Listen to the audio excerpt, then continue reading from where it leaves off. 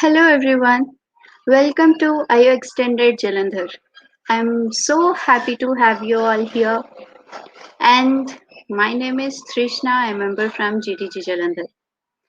So, without any delay, let's get started. So, now I'm gonna talk about Google I/O summary. Okay, a few points that I liked the most.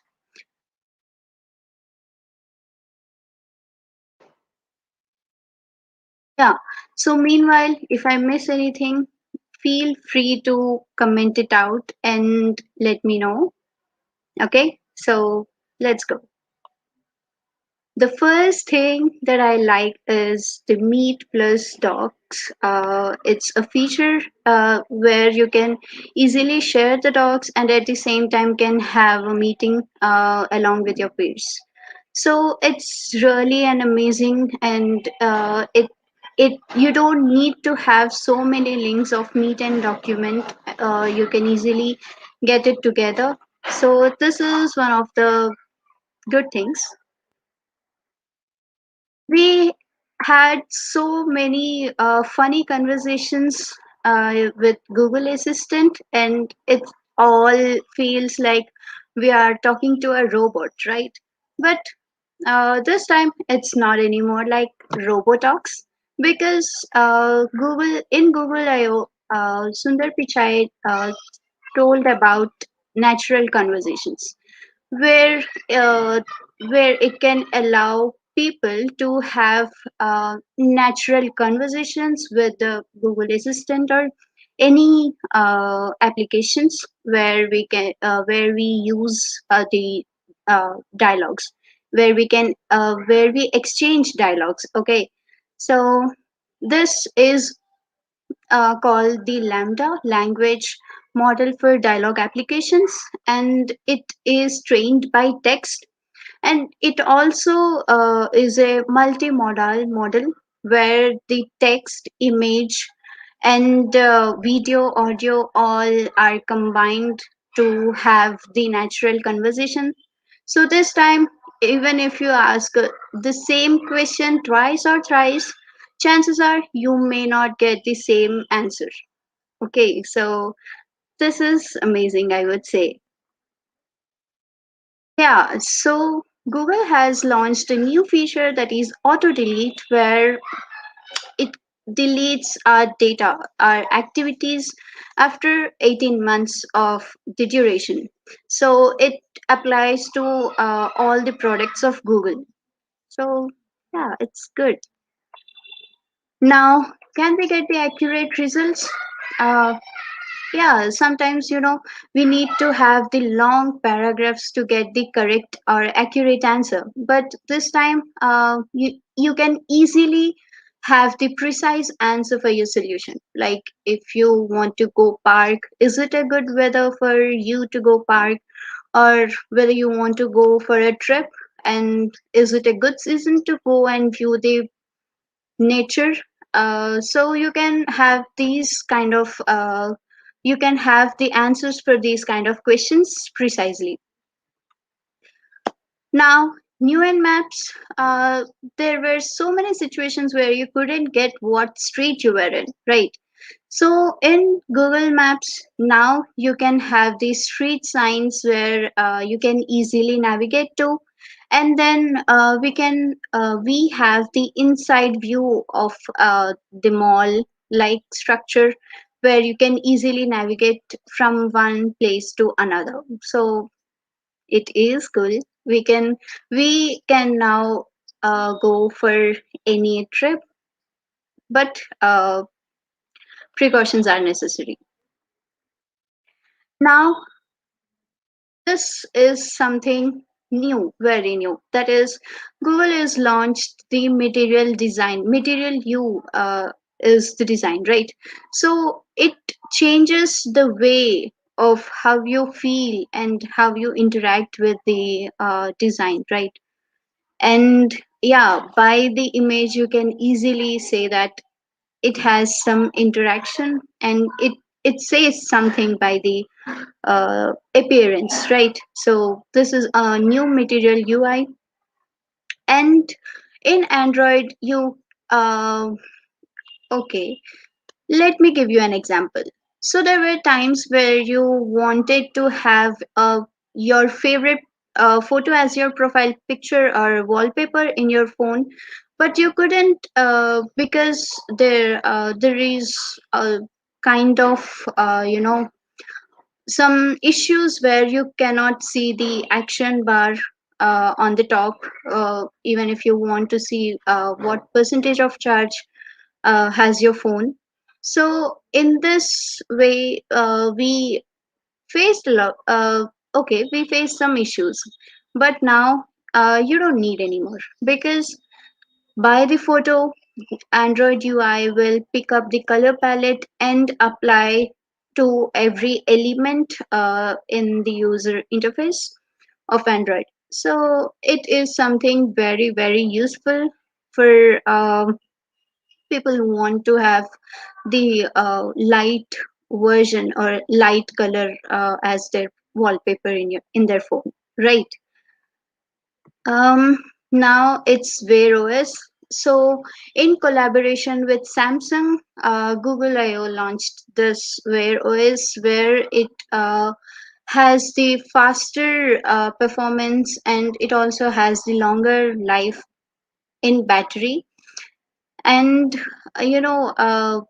soon the developer community will grow as everyone want to have their own watch designed by them or built by them, right?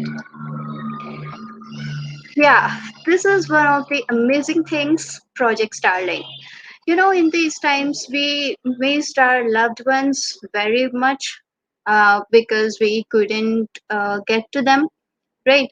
So by this, we what Project Starline is, it take the image and creates a shape of our structure, and then it will create a 3D image where we can easily interact with the other one. Okay, so it is something very useful these times in these times, and yeah, I would say it's one of my favorites. Now, in 2007, Google was the first major company to become the carbon neutral, and in 2017, it was the first major company to achieve 100% renewable energy. And now they are aiming to operate 24 by 7 carbon free by the end of 2030. So this is really good because Google is not only solving the people's problems or uh, only making their life easier, but also they are making our planet be sustainable for further generations also. And yeah, thank you so much for having me. Now I would like to introduce our next speaker. Um, yeah, so she is the droid lady in the community, also contributed to Arogya Setu app, and also an engineer at 1MG. So she is Niharika, also the GDE of Android. Let's welcome Niharika. Over to you.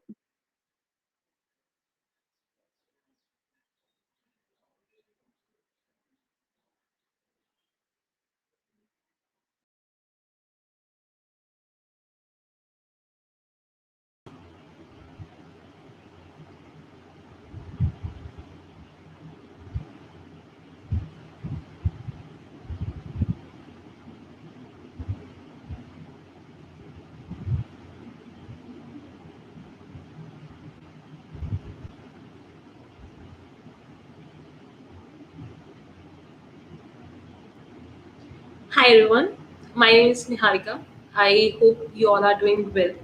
So thank you, GDG Jalandhar, for inviting me today to talk about why we need to understand why mobile app development.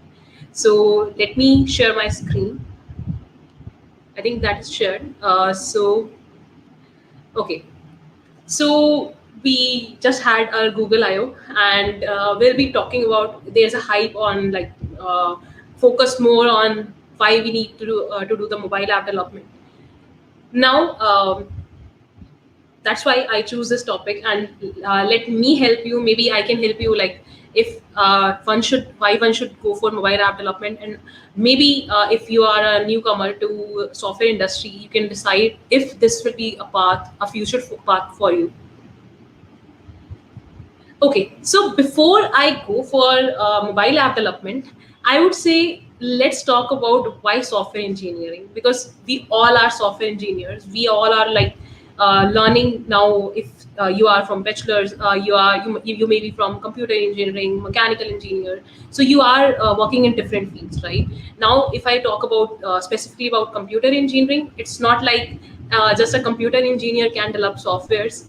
I have seen many of my friends also who are like from electronics, mechatronics, mechanical engineering. They are also developing software solutions. And if I talk about software solutions, you can see everything right now is automated. By automation, I mean is we see everything is having their software solutions, and the reason is being a human being can't remember everything, right? So they created computer automated solutions so that they can just feed the whatever they need to remember. They just feed all the information in a software, and that software can remember all the things. And with software, again, as I told you, like anyone can create softwares.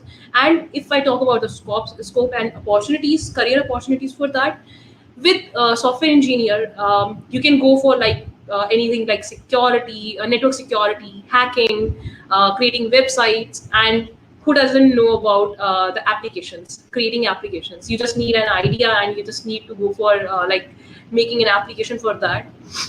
We'll come to that later on. But as I talked about the software industry, I think when you go to a clinic, you are going for any doctor appointment.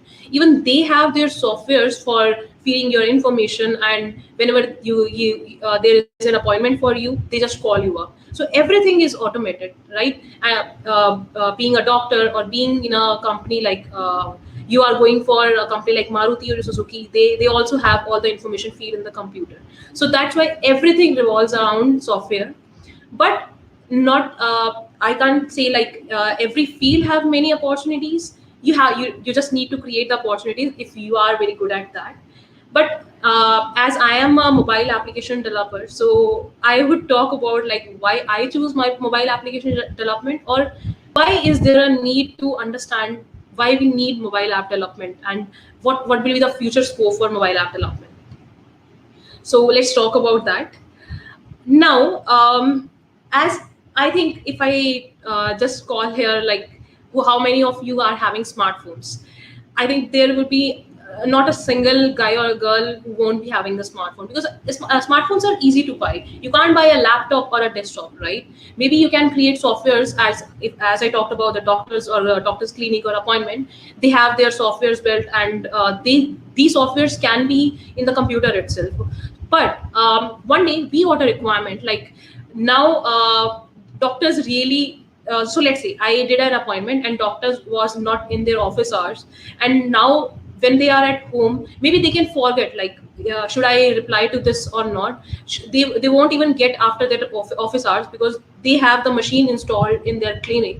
So now they wanted something which they can have a solution which they can carry anywhere, and that can be done by the smartphones itself. This is just one example. You can have many examples like this when we talk about the mobile applications. Then we have, so you just need to have like the Google Play. We have Play stores, and if I talk about iOS, we have app stores there. You just need to go at these to these applications and just press the install button, and the app will be installed there. So this is the only step which is involved in installing any application. And I think yeah, and also one thing to remember is you just need the credentials, like you just need to log in from Gmail or any other credentials which are authenticating, like this person is having these devices installed in their phone.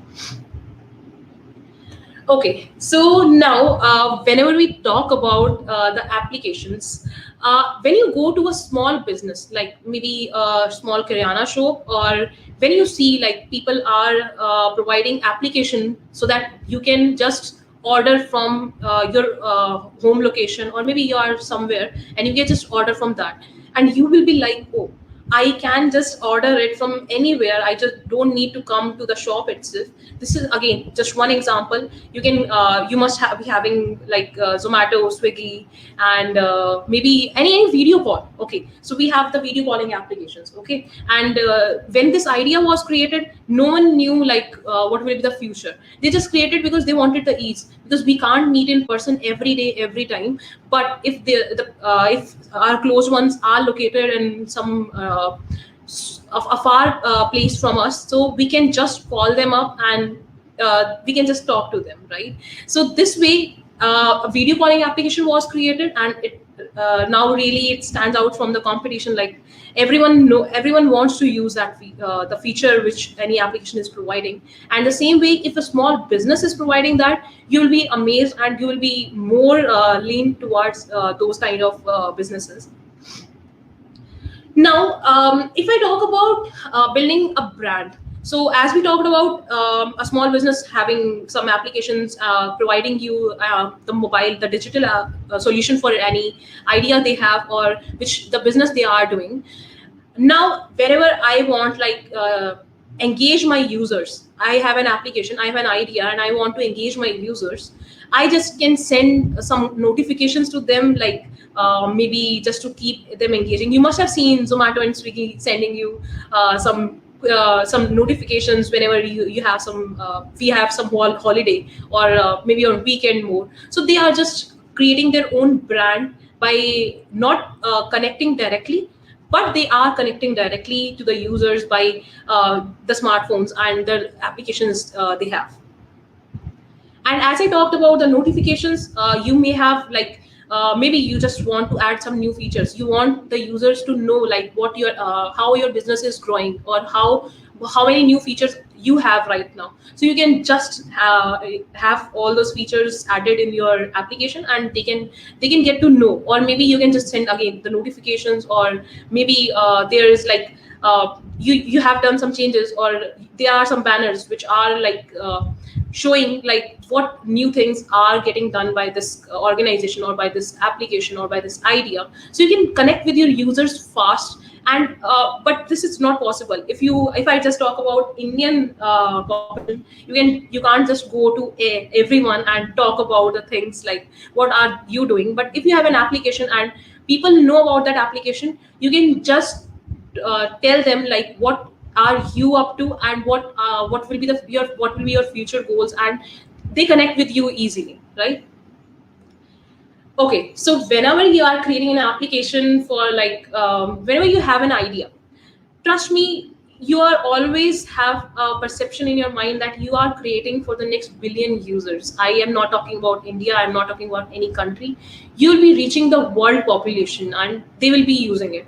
Who knew like Facebook or WhatsApp will be like our application which will everyone will be using, right? Or maybe Zomato or Swiggy, they never knew like a food ordering app can reach like million of users. And this way you can create your own idea, and that will be like, again, smartphones are easy to buy and anyone can use your idea in their devices. But again, now there's always a confusion, like we are choosing mobile app development, but why should I go for Android or should I go for iOS, or I'll come to native and hybrid as well. But should I choose Android as my career path, or why we always talk about Android more, or why we talk about iOS more? So there are a few points which I consider. I'm an Android application developer. I won't be like making showing you the advantages of choosing Android, but I had some points to consider when I choose Android or over all other domains or technologies. So one would be like Okay, so Android is an open source operating system. Anyone can can configure it the way they want. Like, you must have seen many of million of devices are there. The Chinese ROM devices are MI, Samsung, OnePlus. They can configure it the way they want. I have actually faced some problems because they are like, again, with Android they can just do anything, but with iOS, it's a kind of it works in a closed environment. So what it does is, like, the everything which we have with iOS, these are just restricted. So you can't really manipulate what is happening there. But with Android, it is possible. So there are, again, pros and cons. Like, you can manipulate it, but again, if you are manipulating it, it becomes easy for users but not for the developers, because they have to handle many things. Again, Android has many API levels also. Then we talk about the language. So language is something, I would say, with Android we are working with now. I started with Java, and now we are working with Kotlin.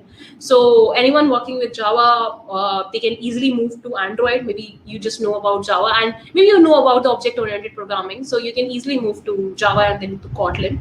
And it doesn't. And also, I think many of us have this question, like, if I start in Java, should I start in Java, or if I started in Java, should I move to Kotlin? So I think now is the time you should move to Kotlin. It's again a wrapper around what Java has been doing since long.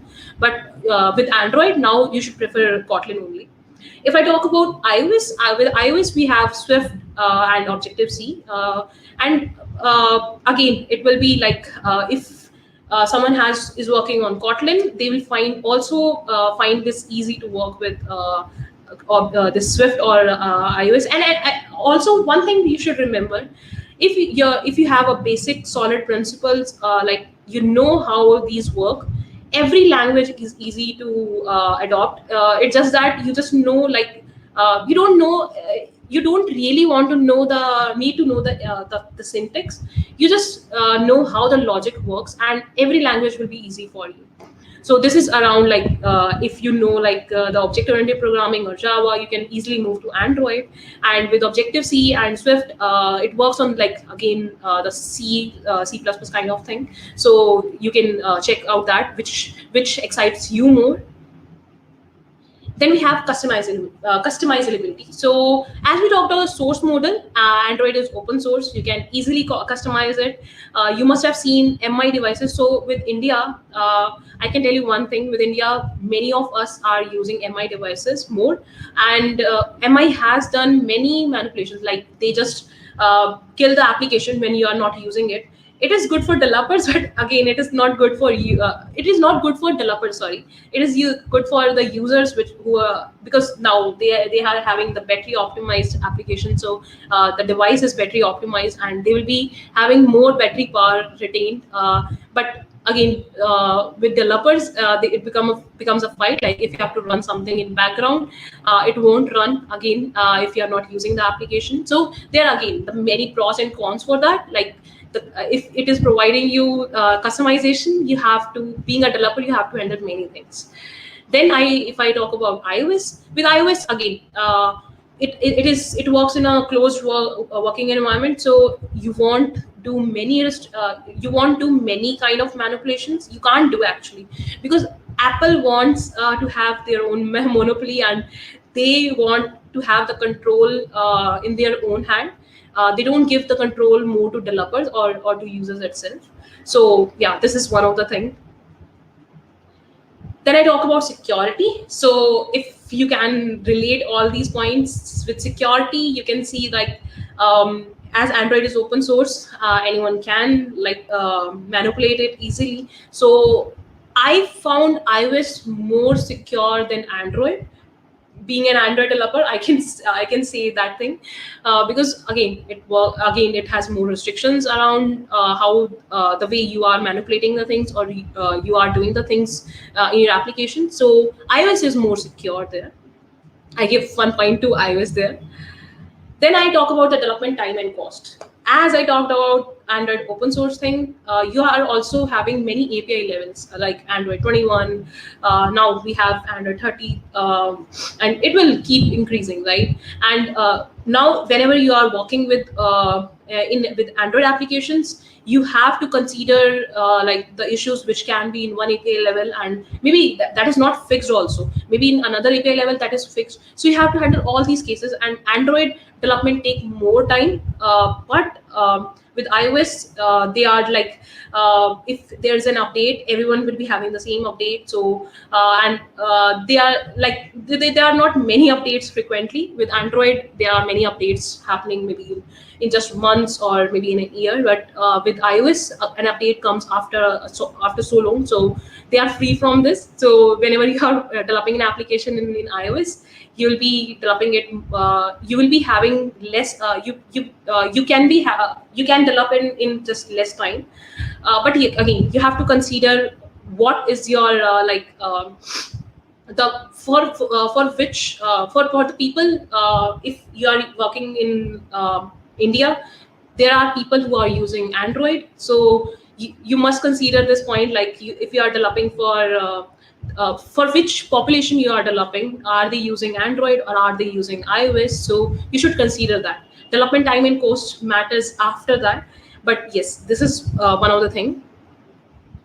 Then after, again, the release cycles, we have many API levels, and releases are happening frequently.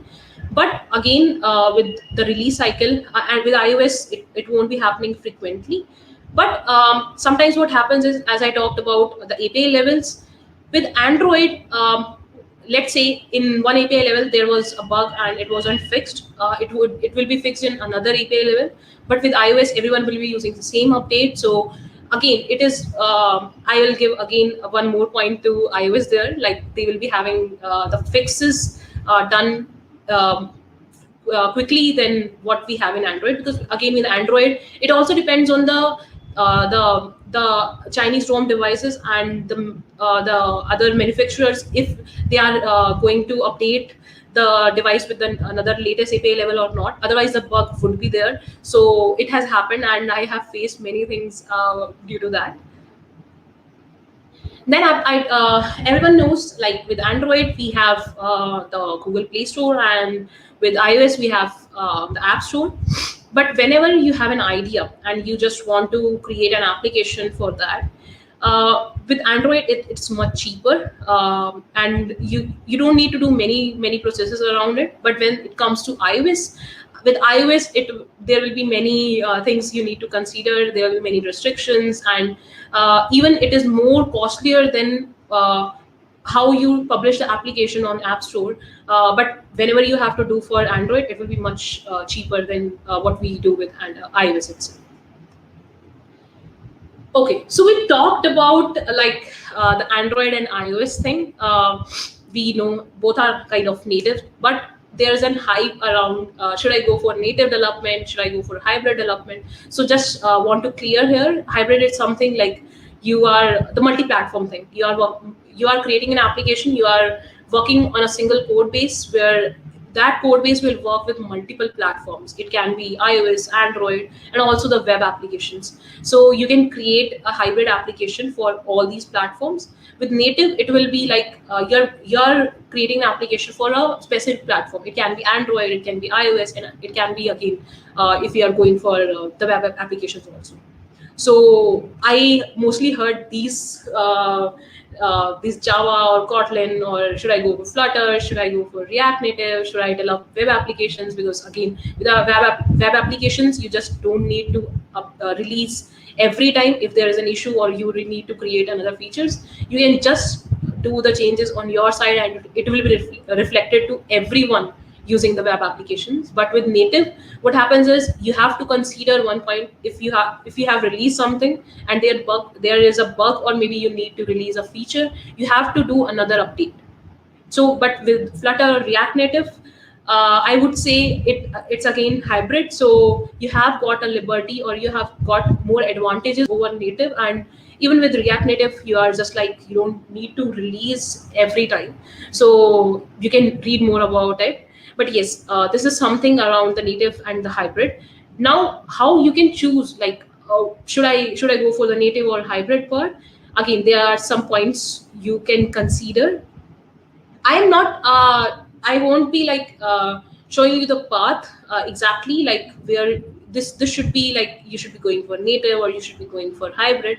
I will just be sharing my experience or the points I considered.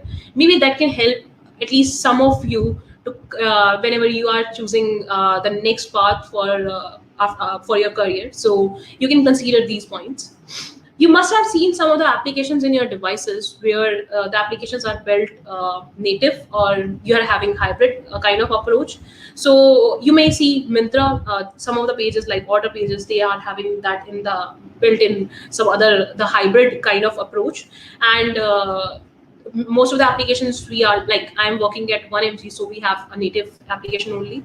So the main point you have to consider is the user experience. And what happens is, with user experience, native applications always stand out. The performance, they are fast as they are on the same platform for which you have built, so they can interact easily and fast. So but with hybrid applications, again, they have to cop up with the platform or for which they have built, or maybe you're not able to, you may have to compromise for some of the features, because now you have to build a common code base for all the platforms. It can be like, again, your Android or iOS, and or your web. So you have to consider all these things. So user experience is compromised when you are building your application with hybrid approach. But there is again, if an exception to it. So there is again KMM, Kotlin multi-platform, coming up, and it is using Kotlin.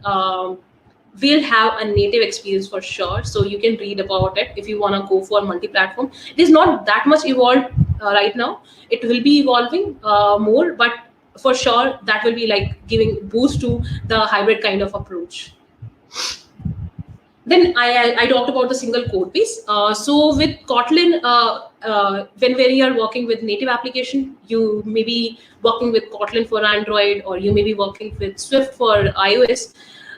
Now you have to develop the languages. You have to develop the applications in different languages, and you can't really have a single code base. But what happens with hybrid approach, when you are working with multi-platform, you'll have a common code base, and you can just do the manipulations there, and it will be easy and fast also, right? Because now you have to just do the manipulation in a single code base, and also maintainability is more when you are working with a single code base. So again, there are pros and cons.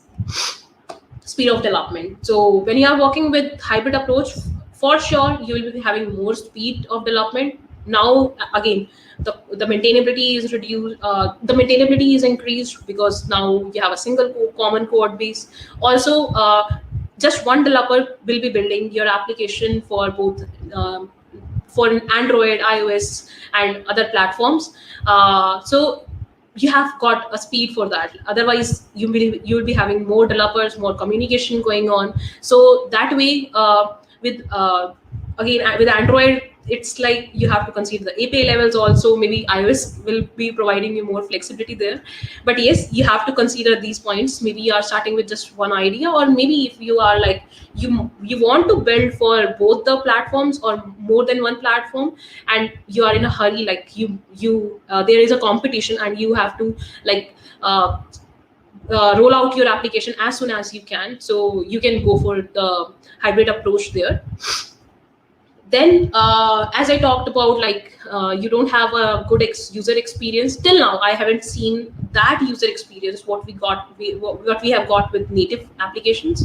So when we are working in hybrid environment, they require some plugins when they have to cop up with the features which a platform is providing. And sometimes again, as you have to maintain a single common code base, you have to compromise on some features, and you will not be able to extensively use what a built-in feature has provided you. So you have to compromise that way.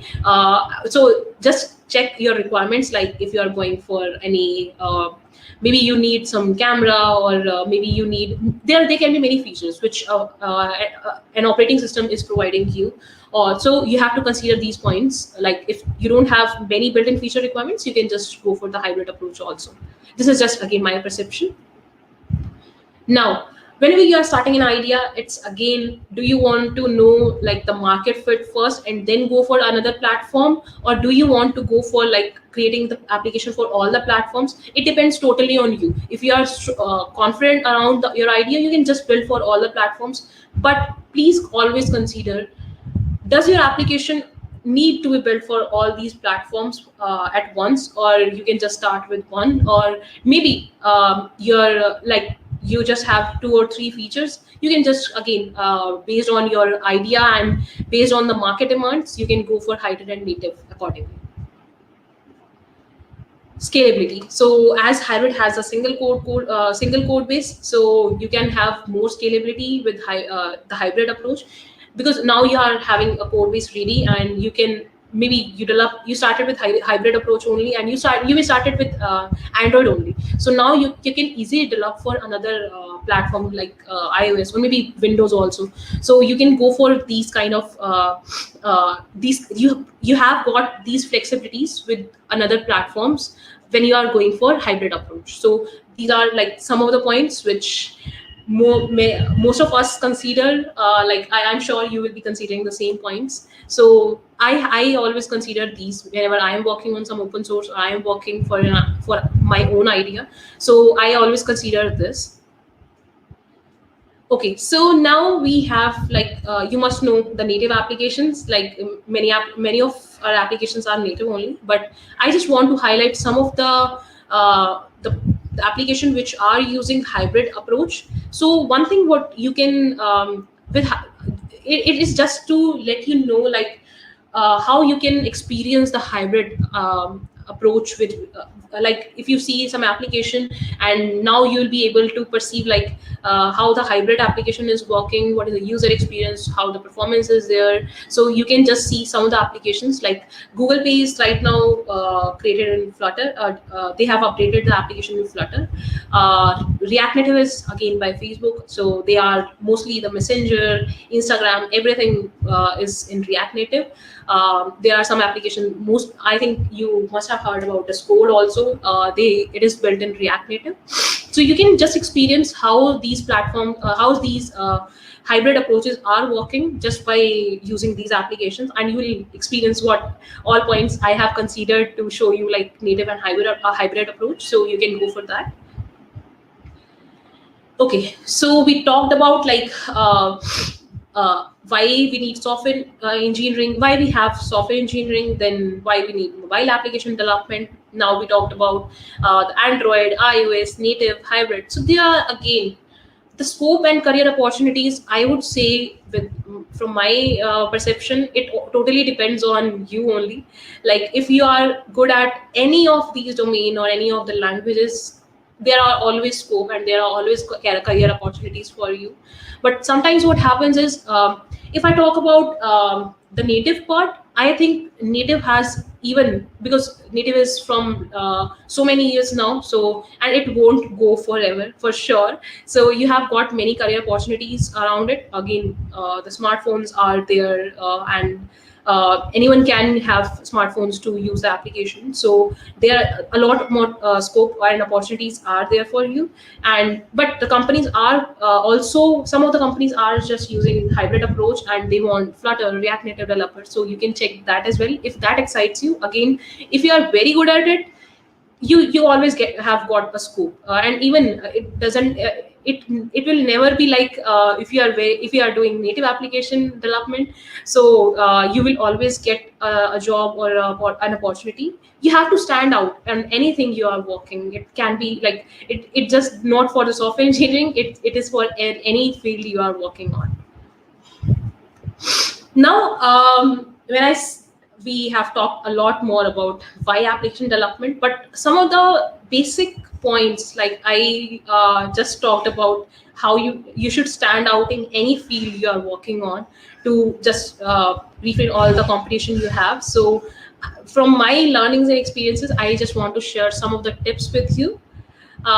Like, you need to have the correct people, and they can be like many Twitter influencers, or you may find some Slack groups where you can ask people like what are they doing, or how you can improve, or you can take their feedback, and this way you can have more knowledge around what you are working, or are you on the correct path or not. They'll be always there to tell you. Then for I talked about the domains, right? So any language, so as we know, we are software engineers, we can work in any field.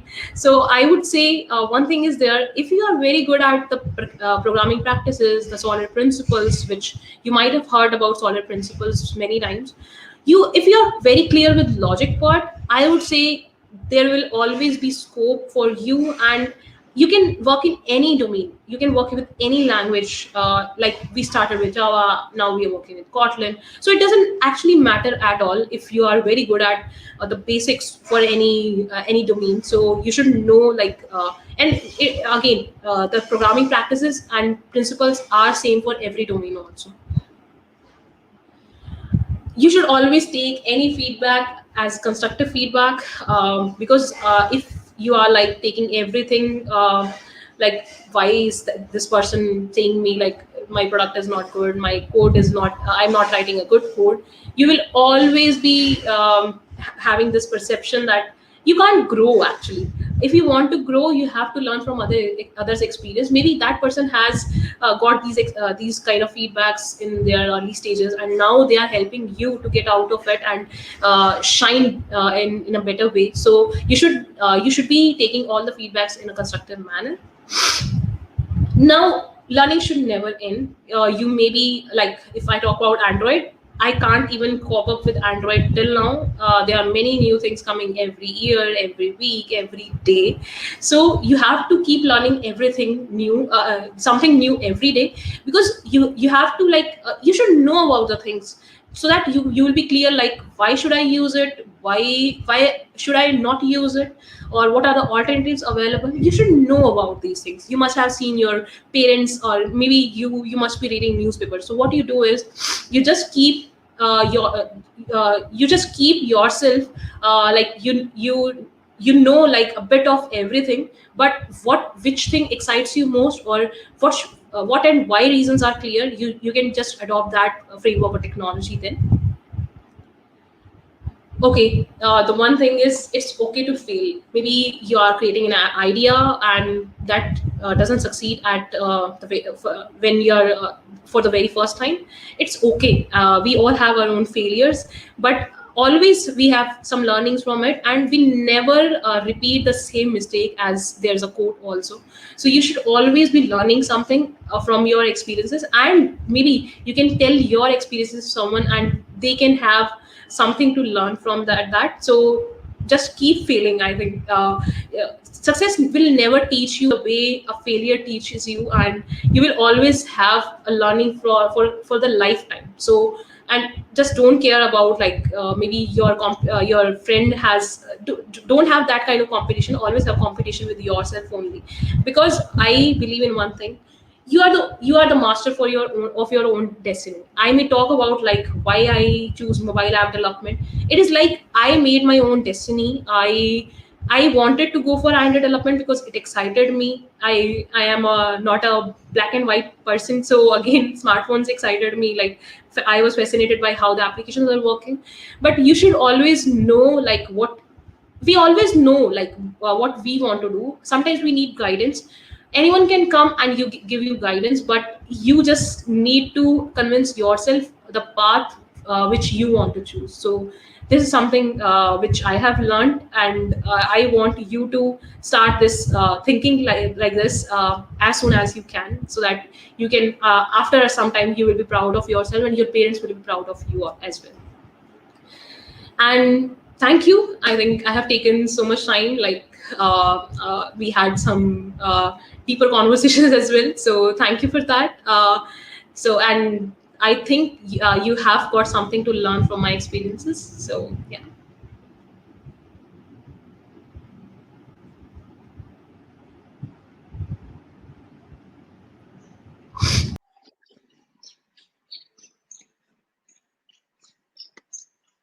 Yeah. Thank you so much, Niharika, for the insights and also for the motivation. Now, coming up, I heard there are so many websites are around the internet, and there are lots of content, and one or the other sharing their knowledge through building their own websites. So let's find out about web development by our speakers Ashwini and Shivram. Let's welcome Ashwini and Shivram. Over to you.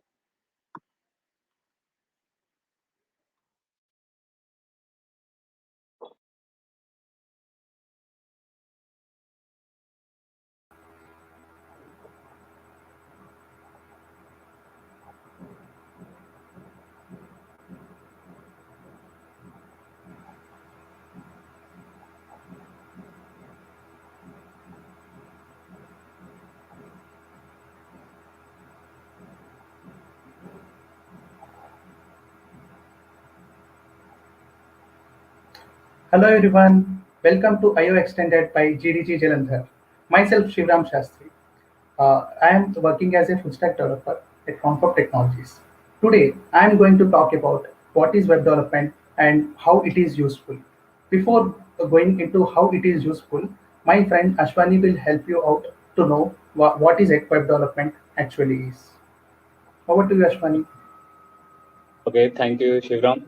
Hello, everyone. I'm Ashwani Kumar, a cybersecurity enthusiast, and today I will be taking you to the tour of like what is web development. Fine.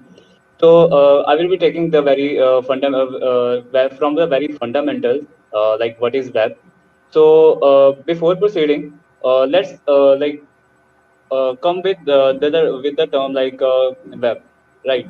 So most of the time, like what we do as a beginner, we get confused the web with the internet.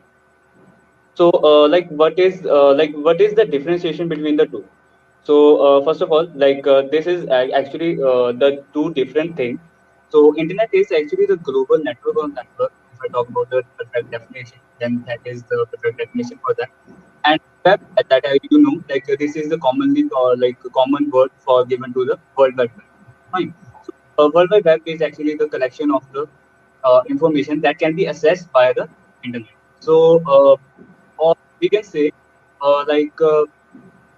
internet is actually at the bigger scene. If we take the big picture of this, then the internet is actually the infrastructure, whereas the web is actually the service on the top of that infrastructure.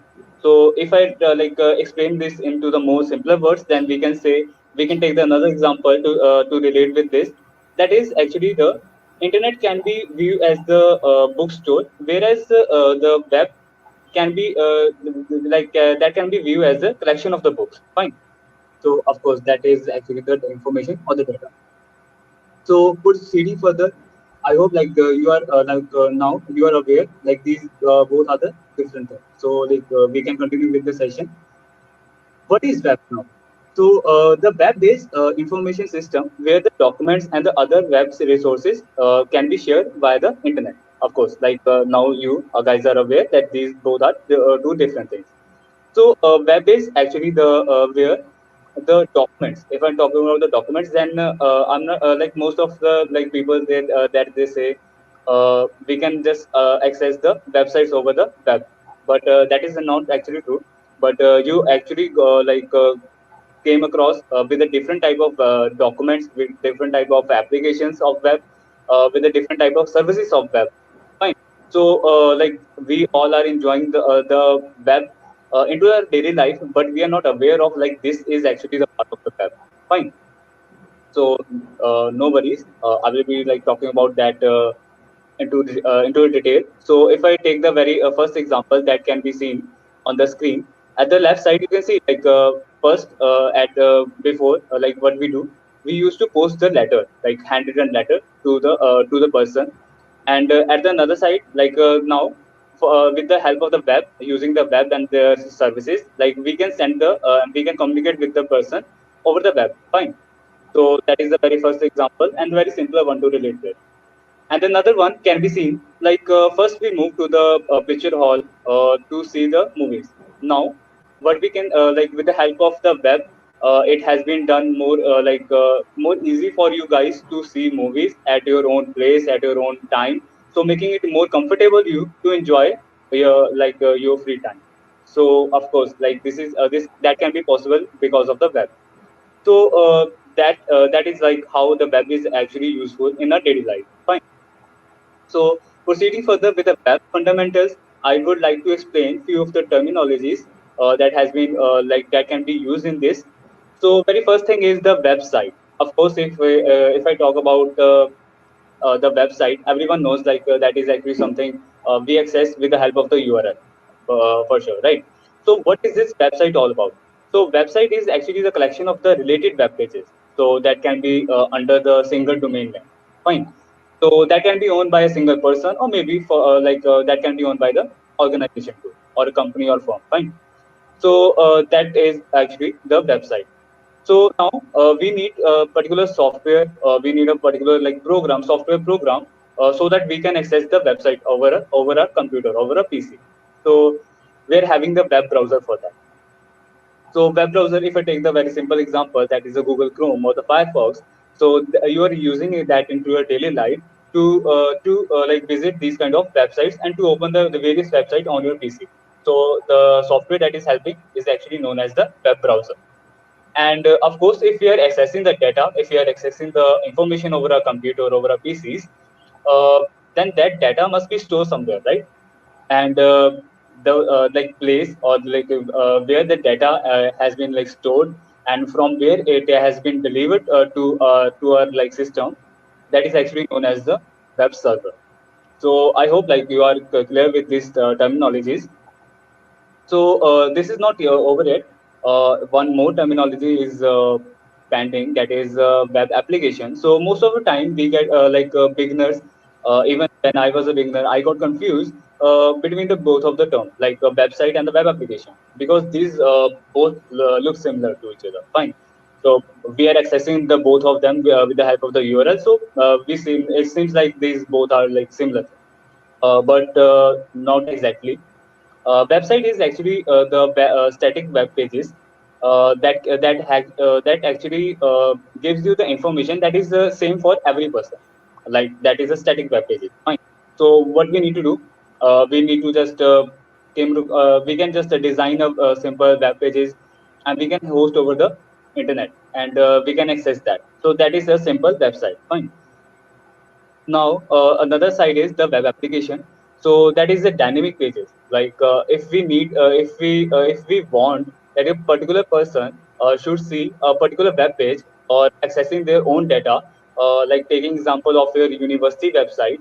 So whenever you log in into your university website, and you actually got access of your own data, right? You're not getting the data of another student. You're not getting the data of another marks and details of another student. You're getting the data of your own. Fine. So this is actually the example of the web application. So I hope like you are now clear with the both term, and you can differentiate between the both of these terms, that is the website and the web application. Fine. Now, if we proceed further with the type of web development, then of course we have the three types of this. First, we have the web front end development.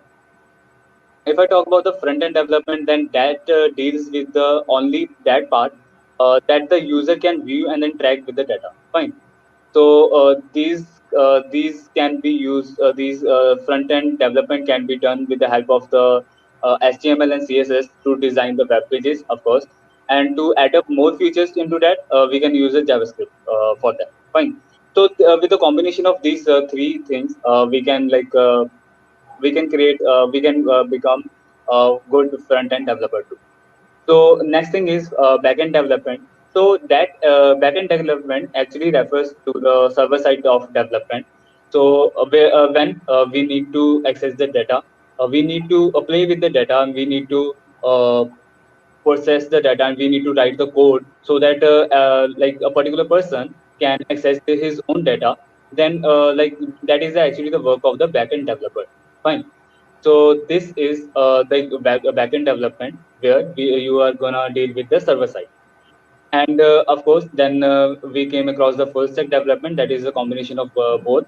front end development and the back end development too. So this is the ultimate goal we have.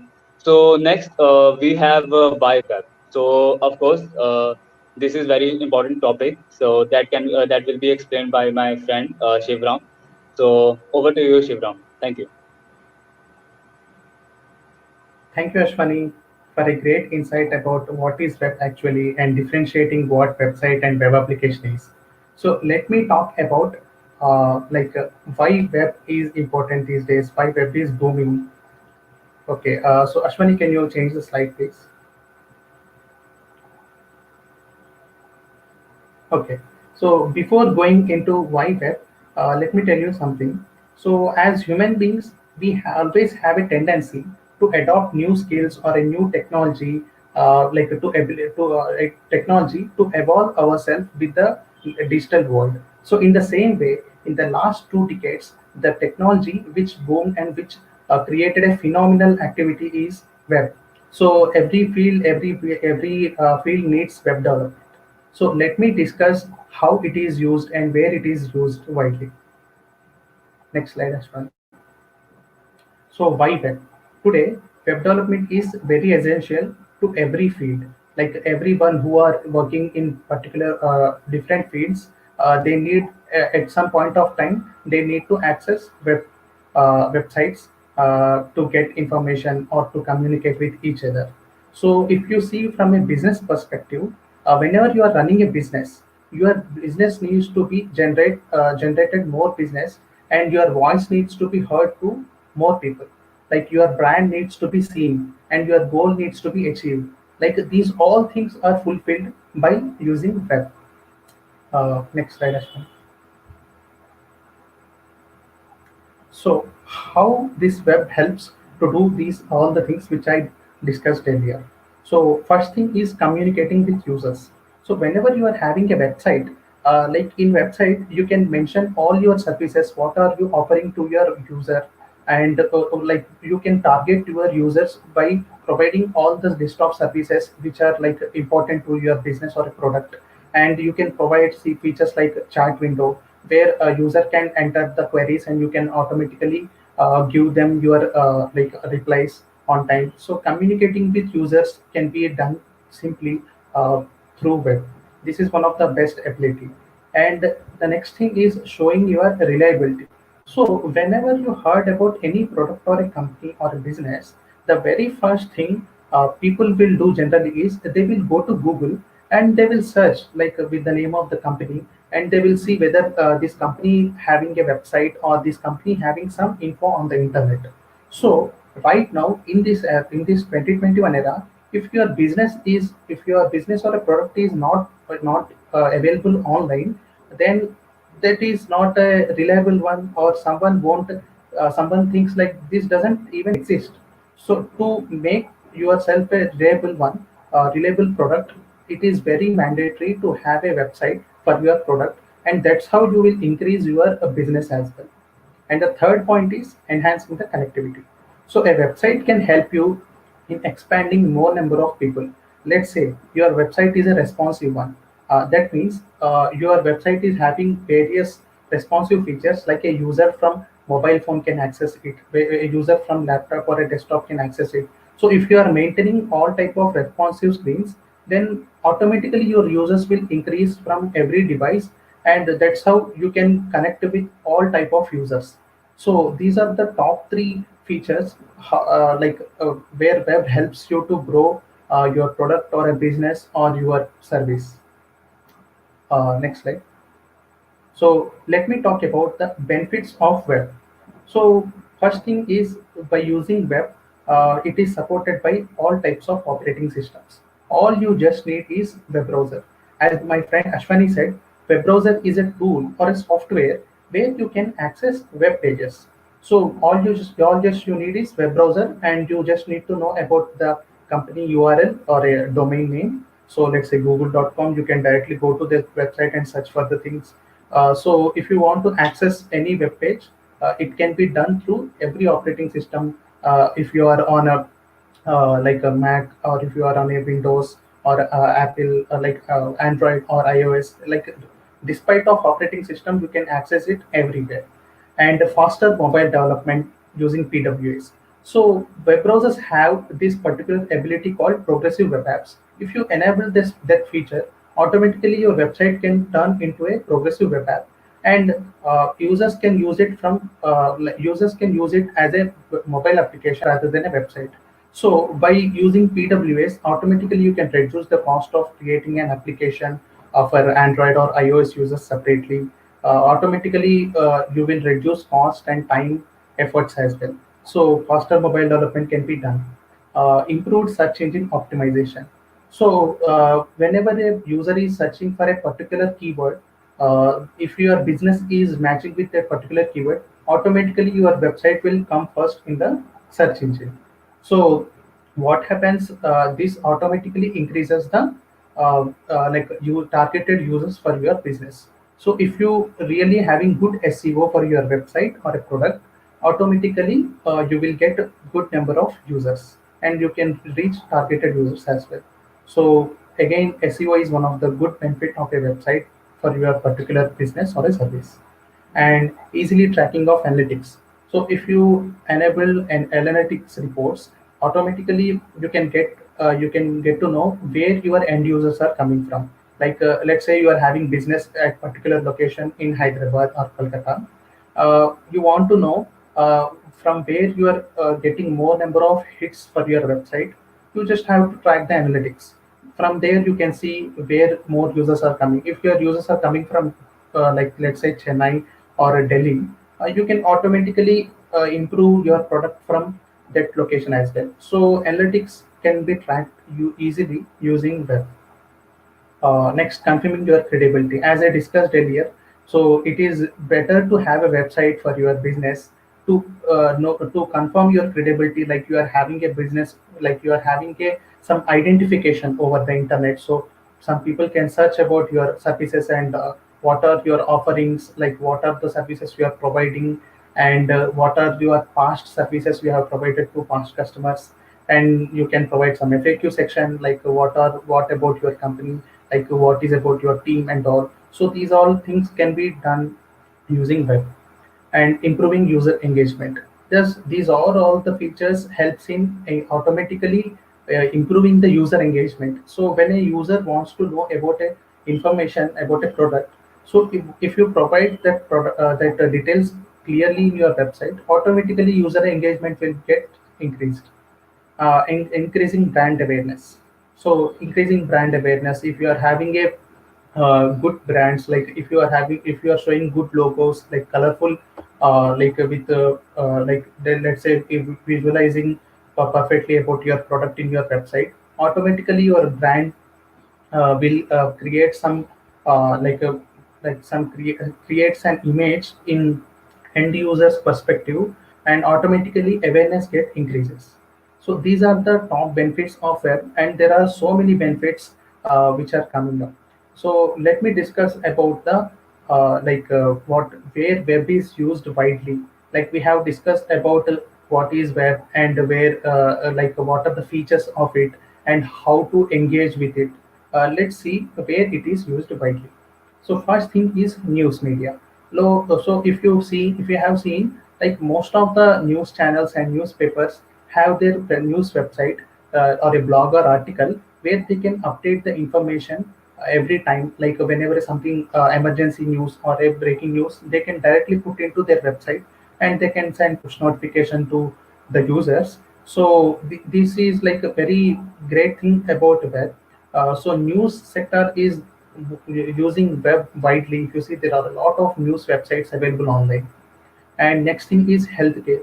So if you have seen in the last 1.5 year, like COVID pandemic, like it's a very very drastic situation to everyone, to visit a hospital, to get about a guidance, to get about some information about like the disease. If you are having web, like if you are having browser, you can just directly go to web and search about the COVID guidelines, about the like if you want to take a vaccine, you can register a slot for that in your nearest location. So healthcare also one of the main field where web is used widely these days. Also, a lot of doctors providing online consultation as well. So again, healthcare is like a very useful to people. So where web is like helping healthcare. And next thing is banking. So whenever you are having a bank account, it is very difficult to go to the bank and stand in a line or a queue for hours for some hours to get your service done or to transfer some amount to some other account. It is like time taking process. But if you are having internet banking enabled for your account, you don't need to go to bank. You can just sit in your house or sitting at your office. You can directly transfer amount. You can directly see the transactions. So you don't need to go to bank to print your transaction. Here directly you can see all the past transactions and you can take a PDF of it. So everything is accessible through web. So banking sector also using web widely, like financial sector I can say, like trading can be done through online, so all through web. Like banking and financial sectors are using a lot. And next, social media. So let's say Twitter, Facebook, Instagram, these all things are available on web. So again, if you are not having other applications in your mobile, even though you're not having those applications, you can directly access from web. So all the social media is using web. And next we have streaming. So the best example I can give is YouTube. So YouTube is directly a you can watch this YouTube live streaming or YouTube videos directly on web. And the other examples, as you know, like Netflix, Hotstar and all. And gaming, so there are a lot of gaming websites also available, and educational institutions. So these days, due to pandemic, all the education became online. Like every college is set up in their online portals, online platforms where they can teach students education online. Also, there are a lot of websites available, like coursing online courses or online MOOCs like Coursera, Udemy, Udacity. So these all things are providing online education. And next we have government institutions also using web. So let me talk about government institutions. Like whenever you want to apply for an Aadhaar card or a PAN card, so you can directly, you have to go to website of that particular section and you have to apply there. So again, government institutions are using it widely to maintain the millions of user database over the web. And you can also use geo tracking, like you can find like using Google Maps you can track the locations.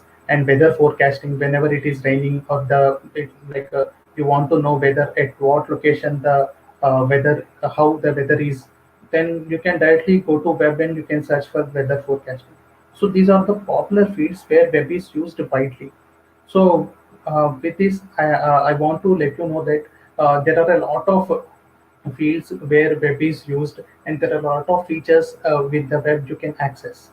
So this is all from my side. Thank you, everyone. Okay. Thank you everyone for joining. Okay.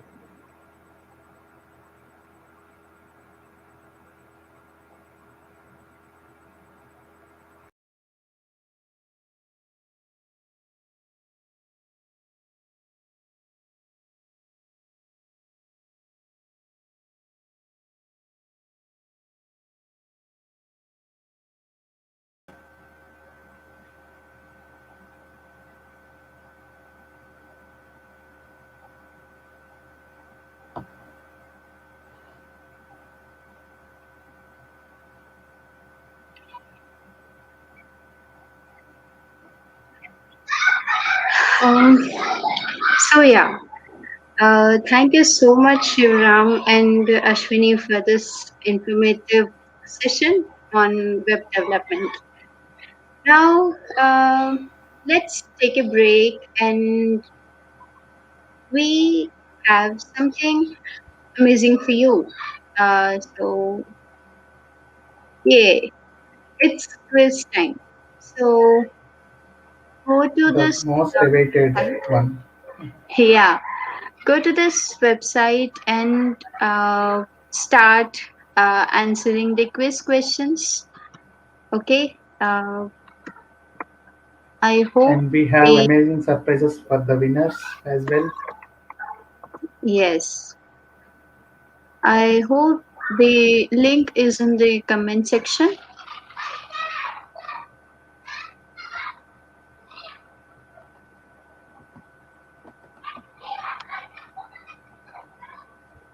Yeah, so Shivaram, in the keynote session, I've told that one of my favorite project is the project Starling. So, what's yours in this in this Google I/O?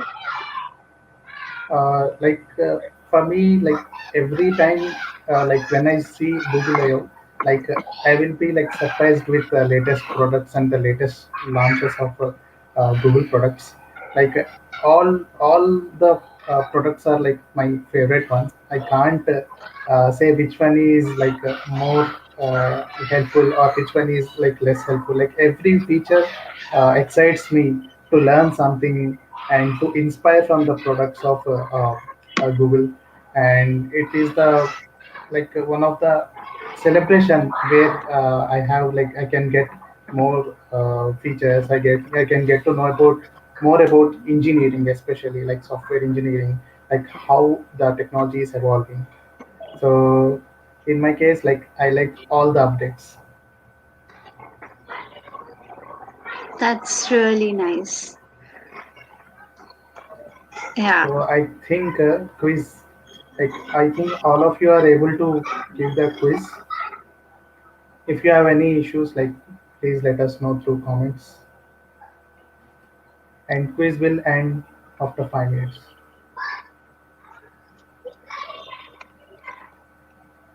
Also, I've seen that in this Google I/O summary, I find it so innovative, so unique ideas that they are coming up with to not only solve the people's solutions, people's problems, but also to save our planet for further generations, right? Yeah, yeah, exactly. This is really amazing. True. Also, like every time like we see about the accessibility part, and this time like while I was going on, I have seen that like even people who are having issues like with hearing can also watch live IO like with the actions. Like that part was really great. Like I really liked it. Uh, like every time they are coming with something innovative, something creative, and to make event more with fun and as well which will be useful to everyone. Like accessibility is the main part which I love from IO part this year. Yeah, it's really nice. And also the last line from Sundar Pichai that we'll meet in person next year. Next That's year, that yeah. is really amazing. It. I got some goosebumps. Yeah. I think you need to log in with this Google account, right, to fill the Google form. Like some people are saying, like they are not unable to open the link. Oh, is it? Let me see.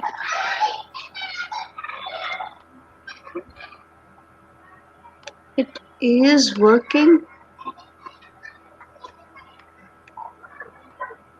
Um, okay. If that is not working, then yeah, there will be some link of forms. Do check it out.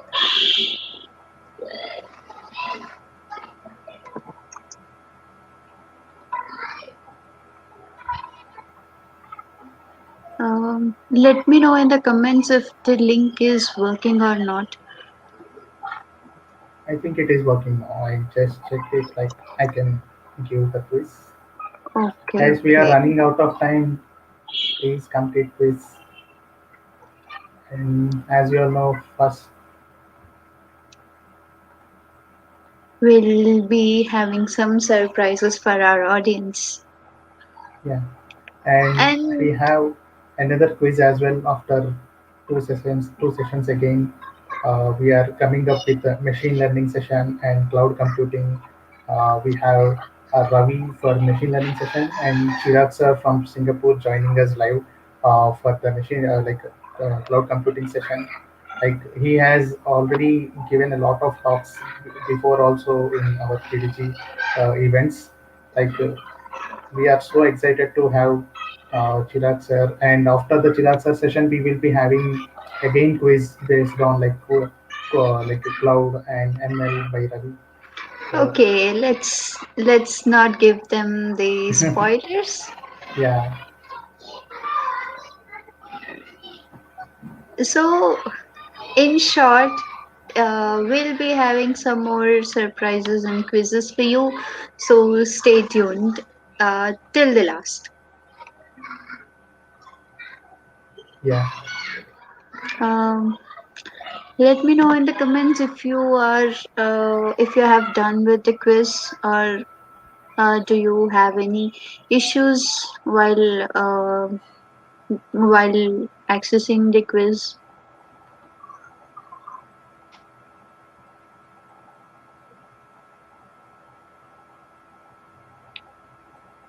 I think more 2 minutes left for the quiz, right, Krishna?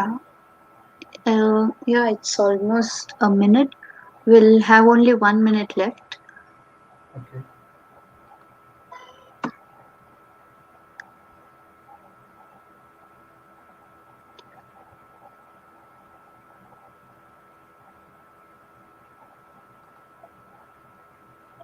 This in sessions, quiz is the most, or the uh, we can say it's the most interactive session where everyone participates. uh, I True. think it's not only because of the goodies or surprises, but also it it it feels so good, and also we have fun while having quiz with others. Yeah, like it's a kind of like a refreshing activity. We thought to have like quiz, like based on the talks we had, and like also sharing of knowledge at a time. Yeah. So I think the time is up. We'll be having next quiz after these sessions. So before that, yeah, where is it? Yeah. So now we have another session of one of our speakers and of machine learning. So he is none other than Ravi Rana. He is the DSC lead, and also if you really want to learn machine learning and not go by the buzzwords, then sure, this will be one of the sessions where you will learn about machine learning and why is it important. And I think you might like it and want to pursue your career in it. So let's start it. Welcome, Ravi. Over to you.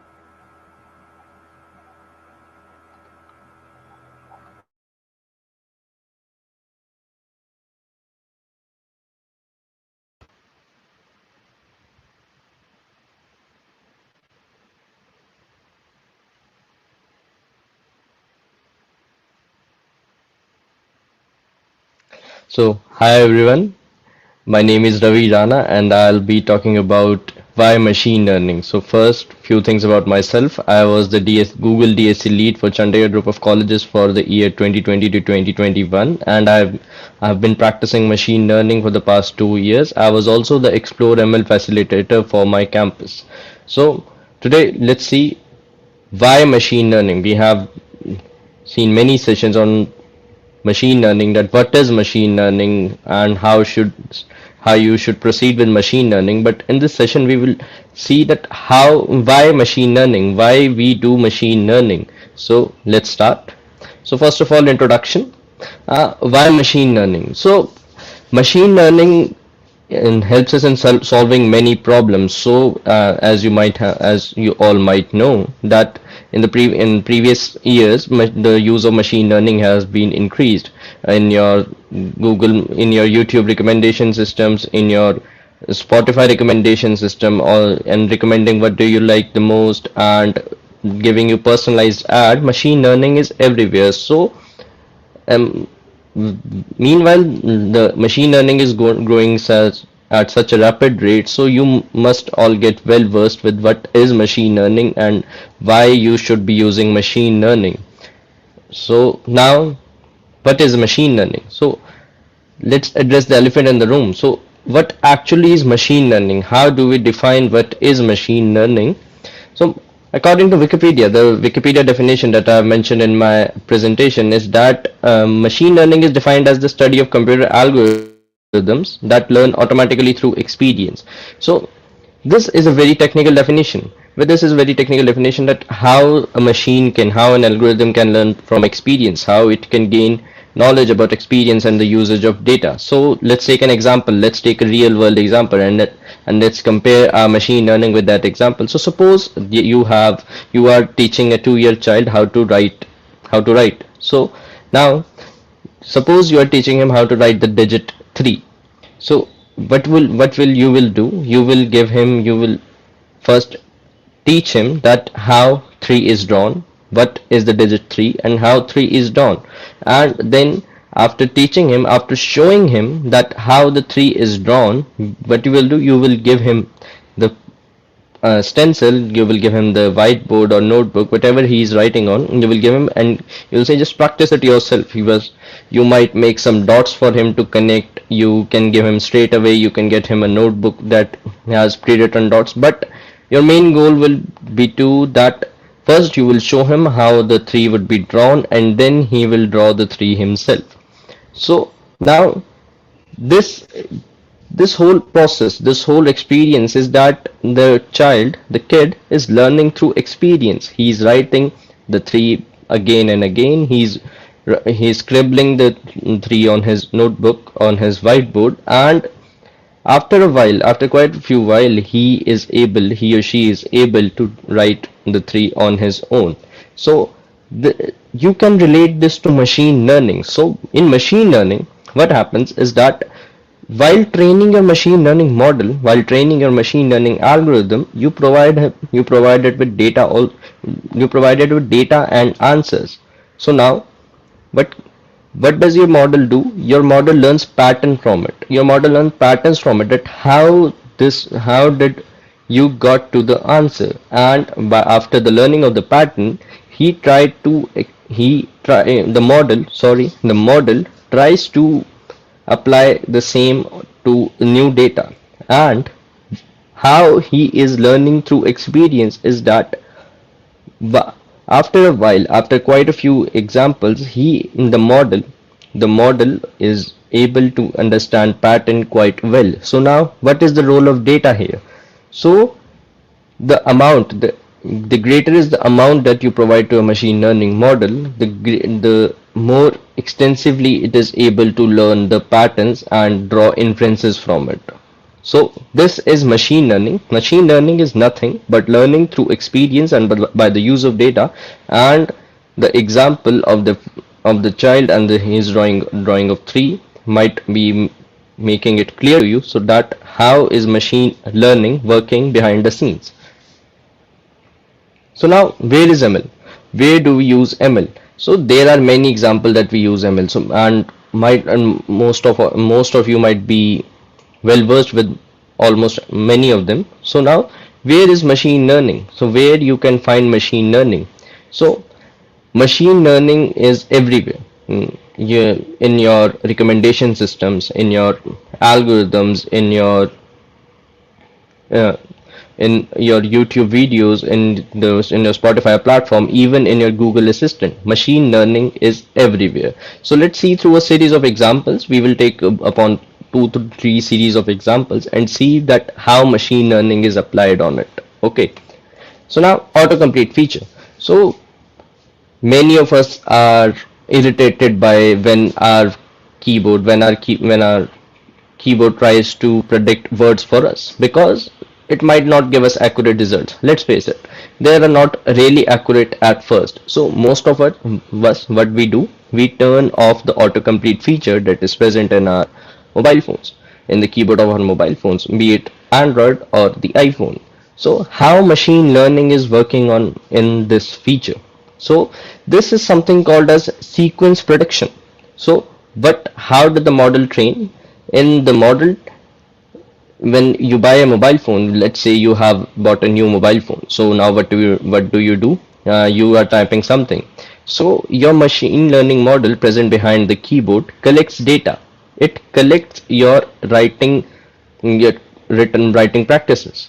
So let's say I have written, whenever I write my name is, I follow it up by Ravi Rana. So my machine learning model in behind this autocomplete feature that learns that pattern, that whenever the user is writing my name is, he is generally following it with Ravi Rana. So next time whenever you write my name is, it gives you Ravi Rana, or your name as a suggestion. So this is a clear example of how your machine learning model is learning through experience, that how your previous writing habits helps it to get close to the predictions for you. Okay, so this is a great example of how you are using machine learning in your everyday life. So most of us, what do? We turn off the autocomplete feature when we bought a new phone, when we start using the keyboard. So at the initial stages, the predictions are quite off the mark. It are not quite accurate just because it doesn't have a great amount of data to learn more about your writing style, your writing habits, or writing preferences. So give it a shot. Just work with it for few weeks, and you will surely see some different. You will surely see some useful explanations by this autocomplete feature. Okay, so now another example is our recommender systems. So let's suppose I go onto YouTube and I really like listening to AP Dylan songs. So when after repeatedly searching AP Dylan in my Google search bar, what does happen? But in my YouTube search bar, what does happen is that it gives you suggestion, after quite a while it gives you suggestion that you may also like that according to your listening habits, and the same thing happens with your Spotify and Netflix also.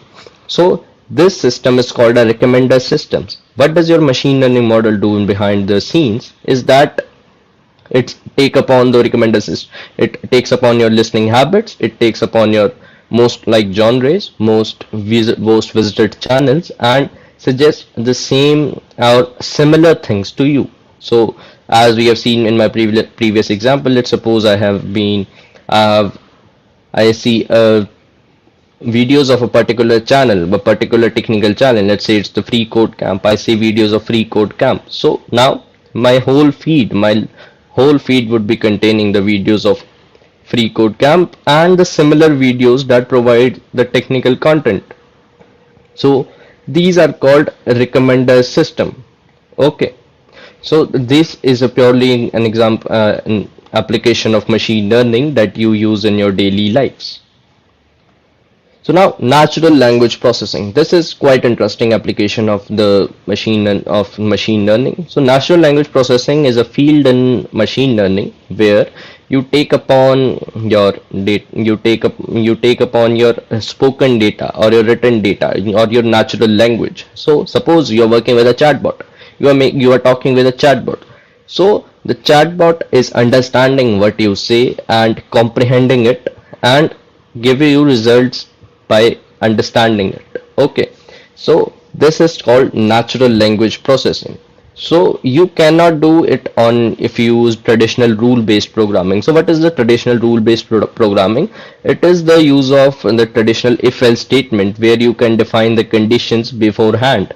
So now there is nothing sort of that for a natural language processing model or a recommender system or autocomplete feature per se. So now what does natural language processing means? So now suppose you are talking with your Google Assistant. So You say to him, "Hey Google, set an alarm for 8 a.m." So what your Google Assistant does, it understands what you are trying to say and sets an alarm for 8 a.m. for you. So this whole process is natural language processing, and we have several technologies like Google Assistant, Amazon Alexa, Apple Siri, and even Samsung Bixby, and they are all working behind the same principle, the same natural language processing. So you can also make your natural language processing model, and for several technologies that you can use it for, you can use Dialogflow for you working with Google Assistant, and by in the Amazon skill set for work for making Alexa skills and stuff like that. So this application of machine learning is called natural language processing. So as we have seen in our previous example, in previous examples actually, that machine learning is everywhere. Wherever we are going, be it sending a text message to your friend, or watching a YouTube video, or talking with your Google Assistant. So machine learning is everywhere, and you are using it in almost every part of your life, and it is a booming piece of technology. And many researches are going on to streamline the process of machine learning, to streamline more, to develop the enhance the user experience using machine learning. So now ML in the future. What are the scope of the machine learning in the future? So many of you might have heard about the self-driving car project. Several companies, including Google and Uber, are experimenting with self-driving car technology. So this is a sort of scope that describes the use of machine learning in the future. So now the future trends include machine learning to be applied more extensively on the healthcare market. So now, how machine learning model is applied to on the healthcare sector is that many technologies are driven, many researches are going on where the researchers are using machine learning or its similar friends, or its similar properties to machine learning to get enhanced details on a type of a disease. Many cancer researchers are using machine learning to find a cure for the cancer, and so machine learning might be a greater good, might give you a greater good in the healthcare sector. And now also, machine learning is also used in the defense systems, in your missile systems and your heat-seeking missile system. Machine learning is used in that also.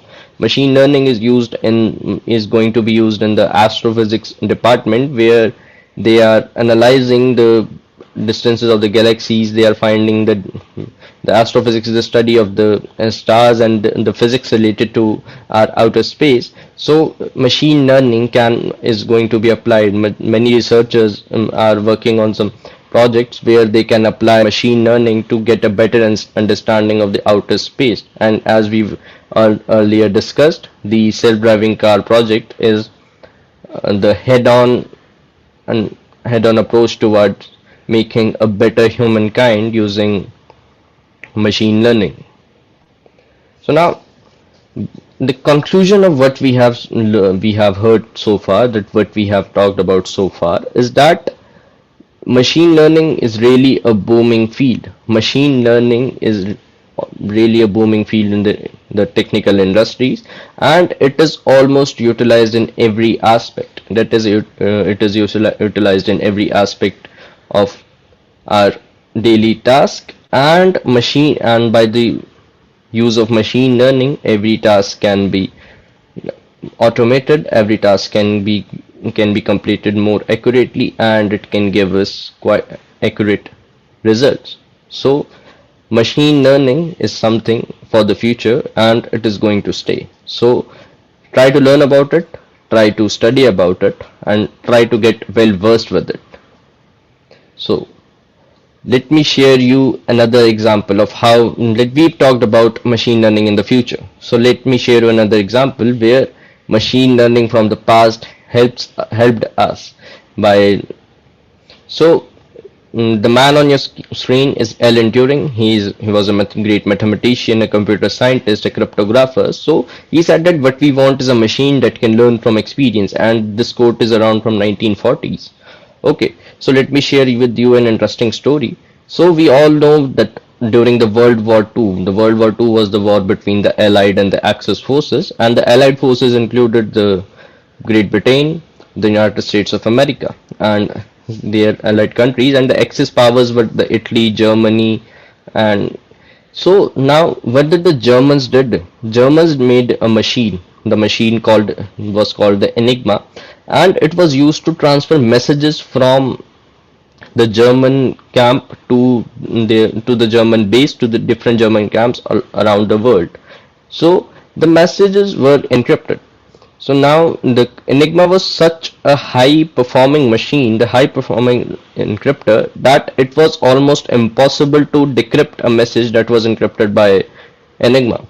And Germany was gaining the upper hand in the war due to the Enigma. So now the British government agency enrolled some great minds across the country and around the world. And what they did, and they set up a team to make sure to find a method to decrypt the messages sent by the Enigma.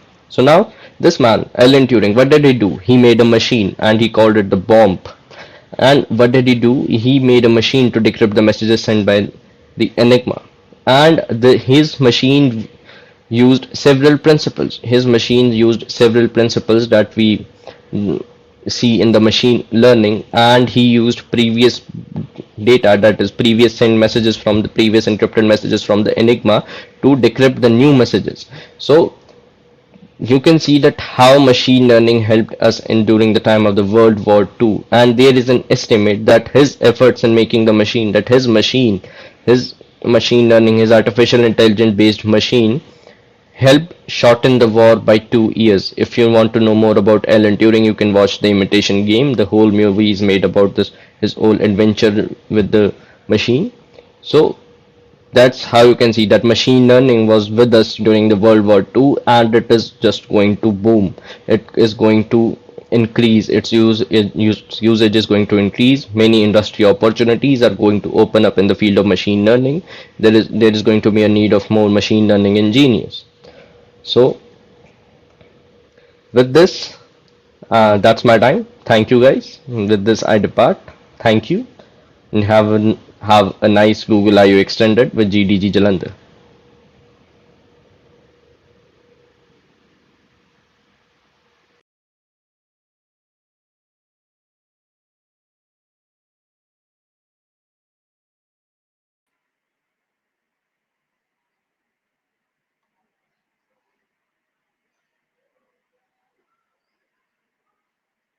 Thank you, Ravi, for such an informative session.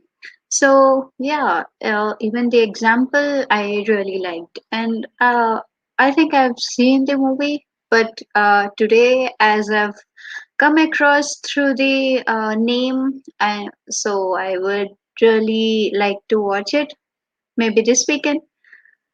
Yeah, and also this is so true that machine learning is being applied in every category or in every field. So earlier I used to think it only applies to especially computer science students, but it's not. Even for even if you want your laptop, or even if you want to even make a robot, then yes, machine learning can be useful. And if you see, there are so many robots, or so many machine learning models are being developed these days by so many youngsters, only to learn. Recently I was going through some social media, and there I've seen that person using the TensorFlow and machine learning created a model so that it can easily identify the American Sign Language. the signs of American Sign Language, and it is really so wonderful. And yeah, recently I was going through this Google I/O, and I came to know about a video where on the left part the event is going on, and the right side one of the persons is trying to sign using American Sign Language. So it's really grateful for people, and now I really think that these days technology is being transformed to make everyone's life better. And yeah, not being included. It's not like no one is included, but yeah, it is including every one of us in this planet. So that's all for ML. Now let's move to another great session, and that is cloud computing. So our next speaker is Chirag Nair, who is an expert at cloud computing, and also uh, he has a YouTube channel where he talks about cloud. And also, if you want to prepare some if you want to prepare if you want to prepare for exams, so I think that is the best channel that you ever come across. So without any further delay, let's welcome Chirag. Welcome, Chirag, over to you.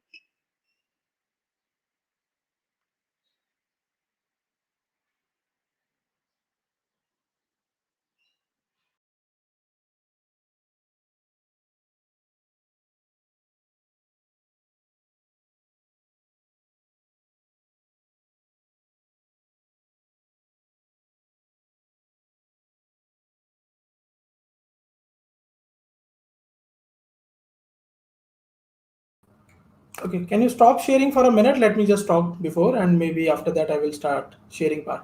Okay, thank you, and welcome. Good evening, everyone. And it's a pleasure that to be part of this talk and the entire, what I can say, the event, because Jalandhar is very close to me. Just for the information, that's my hometown. Like I belong from district Jalandhar, and it's very good to see that in my region things are growing and everyone is very much focused about the newer kind of technology. And whenever I got an opportunity, I love to share my learning and want to see people growing and try to clarify their doubts as much as I learned from last couple of years. And I like to special thanks Vrij Raj, because he always motivate me also to push me more, to work more, to share more. And kudos to the entire team who is behind the entire event. So today is day one. I have a very small topic. I want that we will interact more. Whatever the question and queries you post it in the chat, I will cover the slide. I have only 10 to 11 slides, which I will cover in max 20 minutes. And after that, maybe 10 to 15 minutes, we can do the question answer part.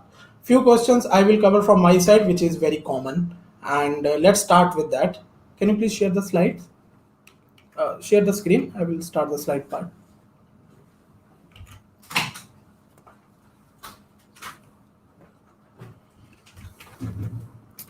Okay, I think slide is visible. So yeah, so the topic today is why cloud computing. Like everyone, I believe here the cloud computing, there are multiple provider. Especially if I talk in the context of Google, Google is one of the major cloud provider, which is again the public cloud we are talking about here. But what is a reason why we need to consider about cloud computing? As I mentioned, this is a day one. Tomorrow I will cover that how anyone can learn and start. But today I will try to answer the best that why it is required, or why anyone, be it in your student life, be it in your professional career, regardless of even if you are having a 10 plus year of experience, why you should seriously take that cloud computing as your next journey, or you need to include cloud computing in your day-to-day work.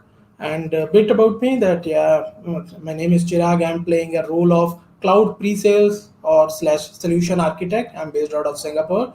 And I started learning about cloud back in 2012 from a one college time. I was part of one program from where I got introduced, and it really catch my mind, and I changed my entire career goal within my college days, and then I started focus totally on the cloud computing. And I see the entire journey, especially in our country in India. I'm lucky to say that I was a part when the boom came.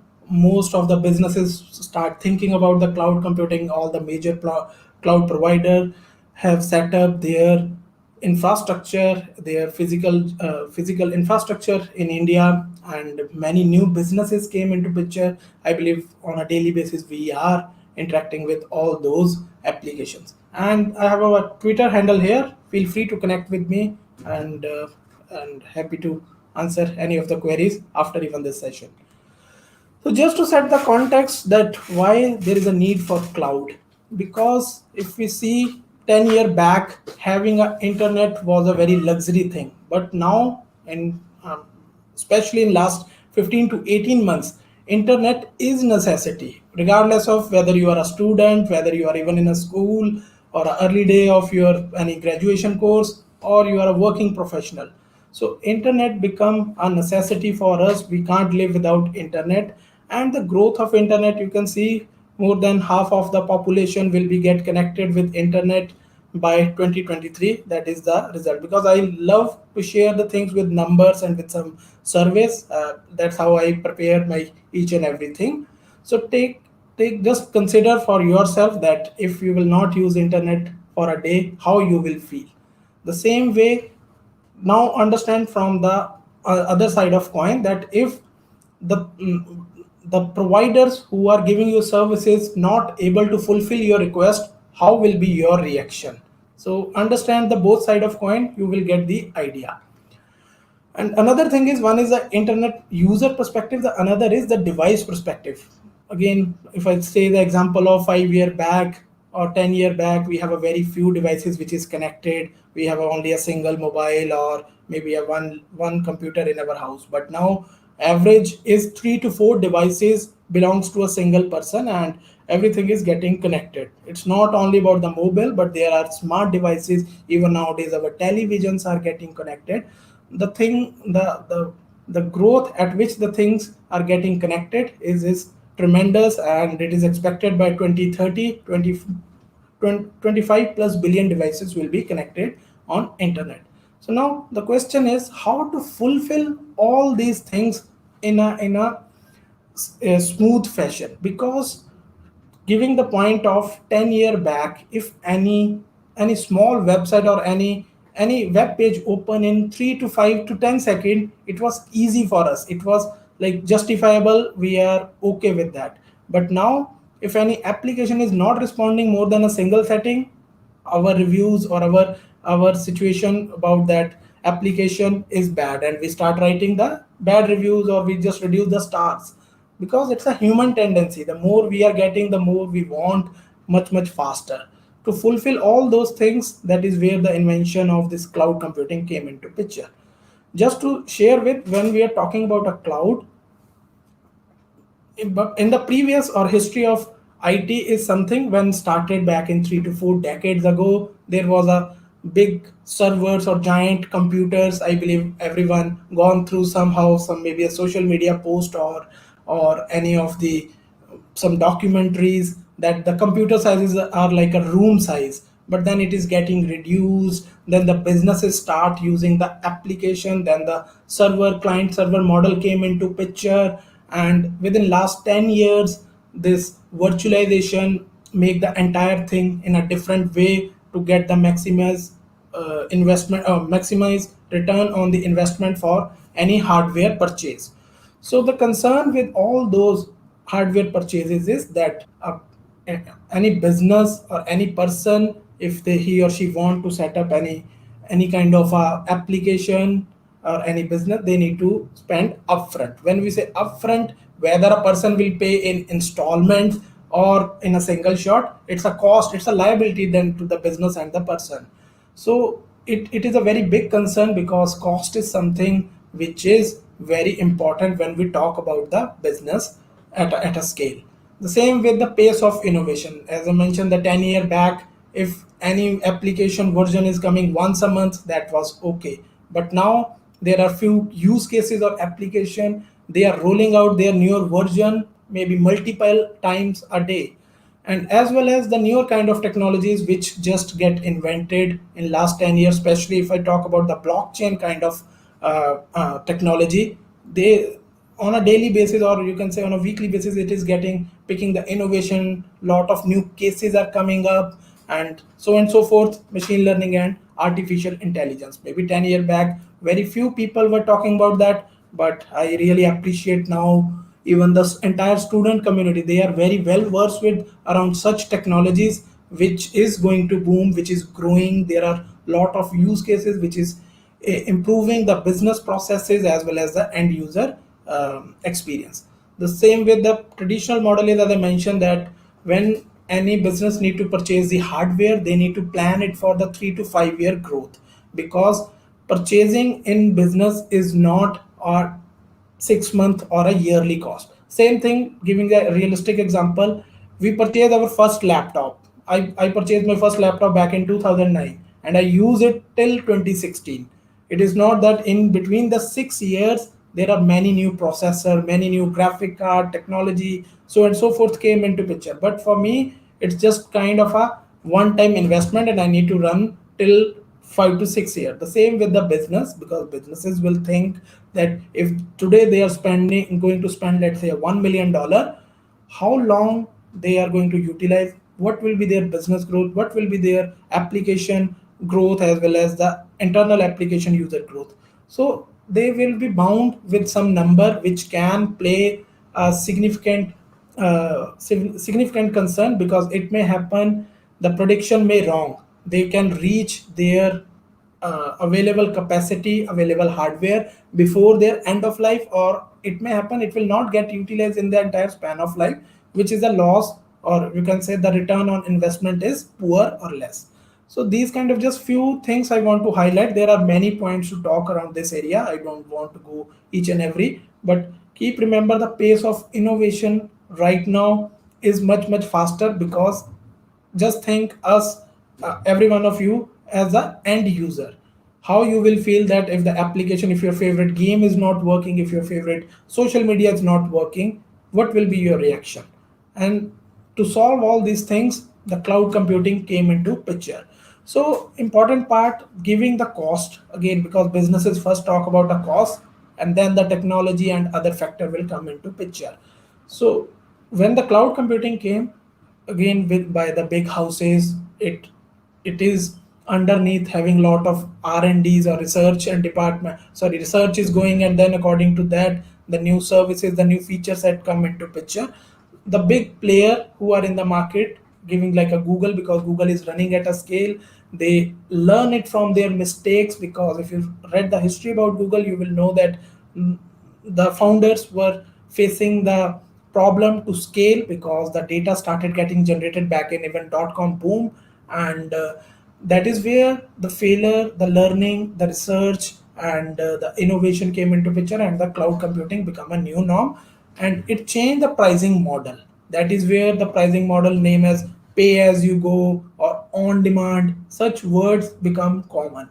So cloud computing is nothing, just a commodity hardware getting exposed on via software layer to the end users. Here the users are can be a builder, a developer, or any IT person who wants to work on the IT field, be it a networking, be it any virtualization, be it any another layer of services or new kind of technology. Cloud computing is giving all those opportunities to work seamlessly. So cloud computing is solving again the, as I mentioned in the previous, the concern with the traditional IT hardware procurement, the pay as you go model, because as I mentioned, that is where the important innovation came into picture.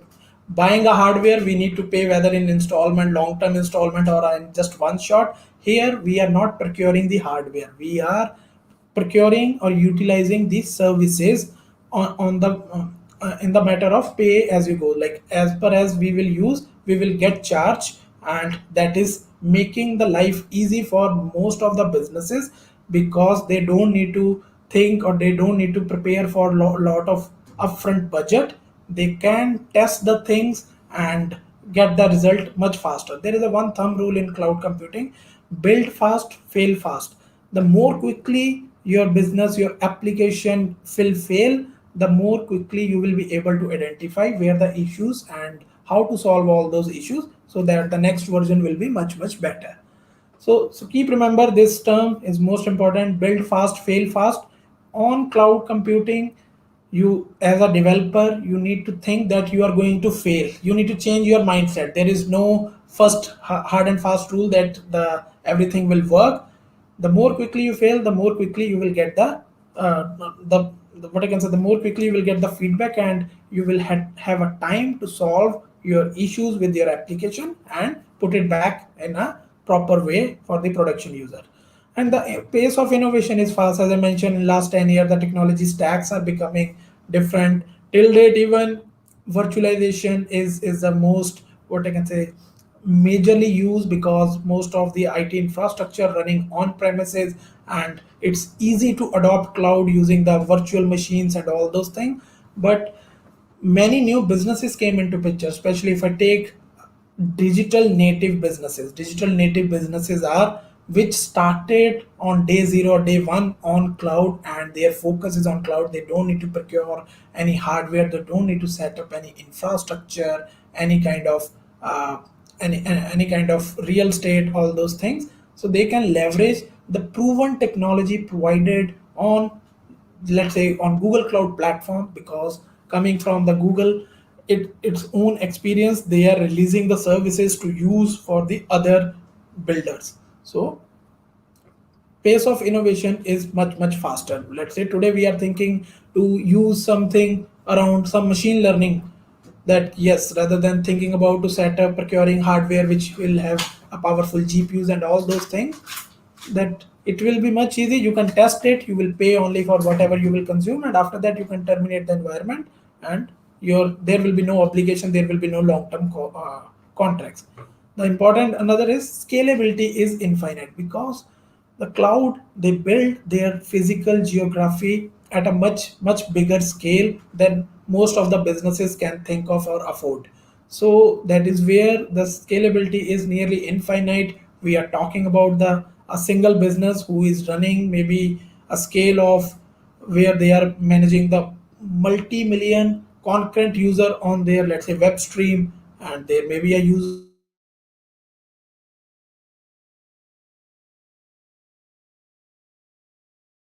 some e-commerce user at a scale. That is where whenever the whenever the computation or whenever the infrastructure or powerful computation is required, cloud is providing, and it is making the life easy to think about that anyone need to purchase the hardware, because purchasing the hardware, setting up it is in industry standard, it will take 4 to 6 months, or 4 to 8 weeks of purchasing cycle. And after that you need to set it at a proper place, you need to have a proper electricity part and cooling part and some manpower required to install the operating system, setting up the application.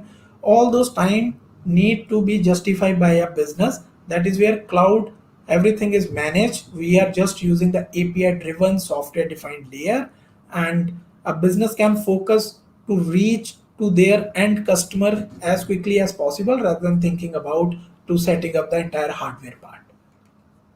Just again the history of cloud computing. This is a very interesting blog post I found, so the link is here. I will share the slide with the organizer so you can read about that. So cloud is not new. Even I was thinking when I started back in 2012 that wow, this is something new word.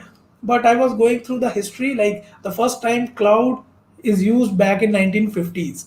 Even at that time the computer sizes, if we read some history, the mainframe computer or some much older than that, again the room size kind of thing. So I request, highly request that please go through this article. It will clear a lot of your doubts around the IT history, as well as how the cloud is getting involved. Even In Google is no longer a new. Google released their one service named App Engine back in 2008, and after that, yes, Google become serious into the infrastructure game because Google is always a developer friendly, and then they see the market is started capturing people talking about the infrastructure. There are proven use cases there. That is where back in, I remember when the compute engine, which is a virtual machine or infrastructure as a service, we will cover this infrastructure as a service or deployment model tomorrow. So I remember when the compute engine was in beta back in 2013-14, and from those days I'm seeing to till date there is lot of innovation, lot of productivity, lot of ease to use these services to build your entire application, which can be used by maybe a multi-million user concurrently or maybe a few user.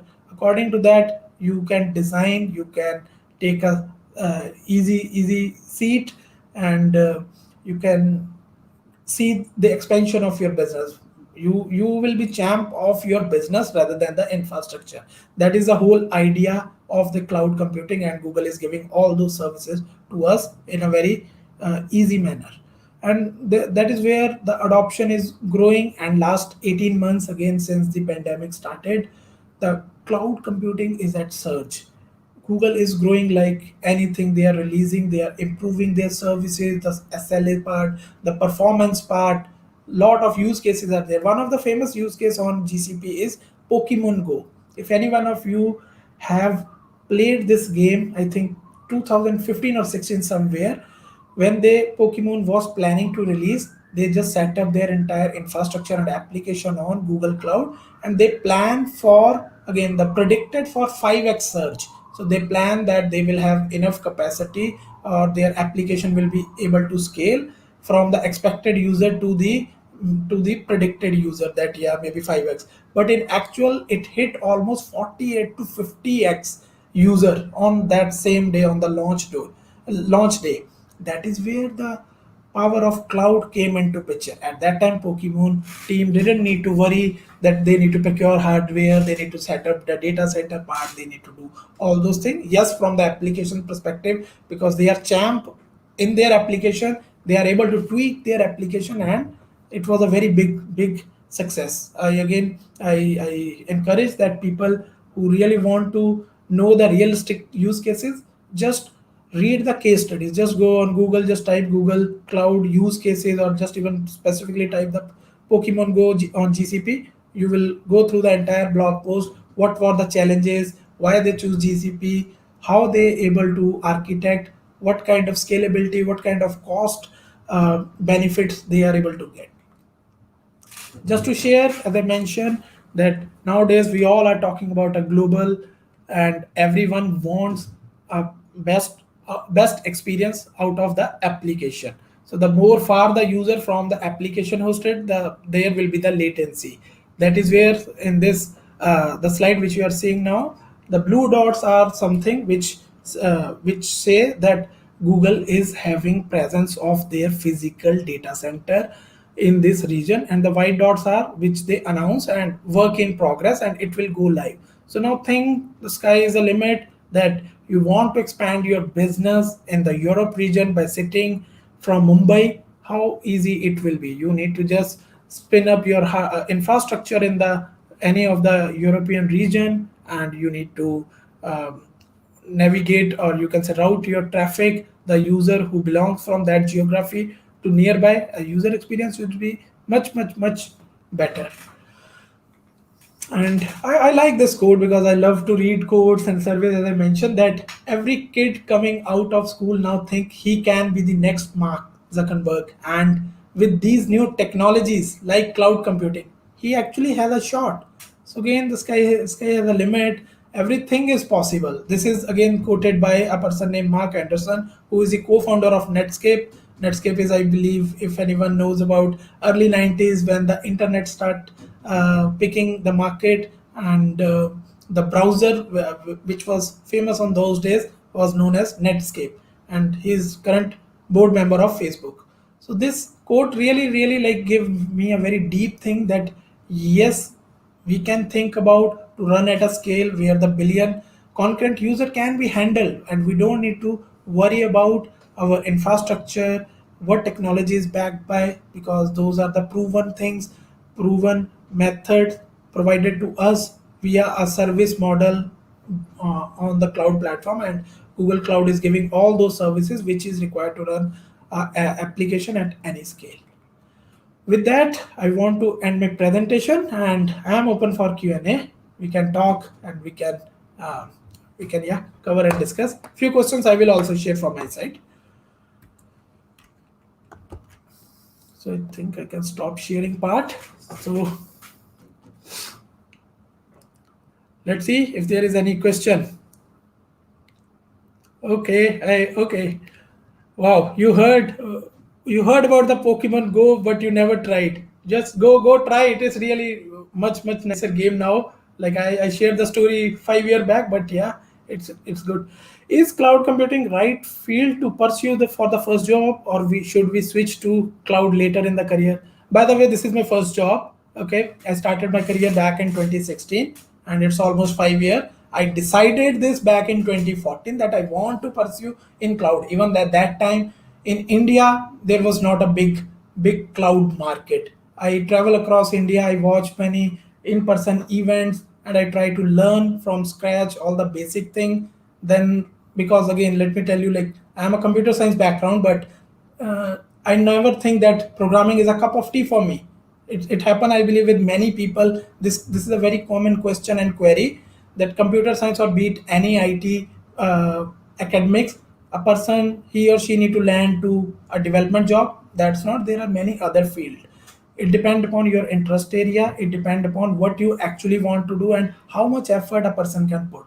So for sure, there is cloud for sure. There you can compare any JD 10 year back if you were really able to find, or any snip, and nowadays the JD. I think there are a lot of, you can say, memes going that a recruiter is asking, you need to know Linux, you need to know some Node.js, you need to do this that, and then some comment is that it is not a full stack, it is the entire IT team requirement. Something like memes are there. So cloud is always there. Cloud will be there. It is there is I can tell you that maybe this question is no longer now. I believe I want that this question don't need to be in existence, because cloud is nothing new. It is the add-on of whatever you are doing.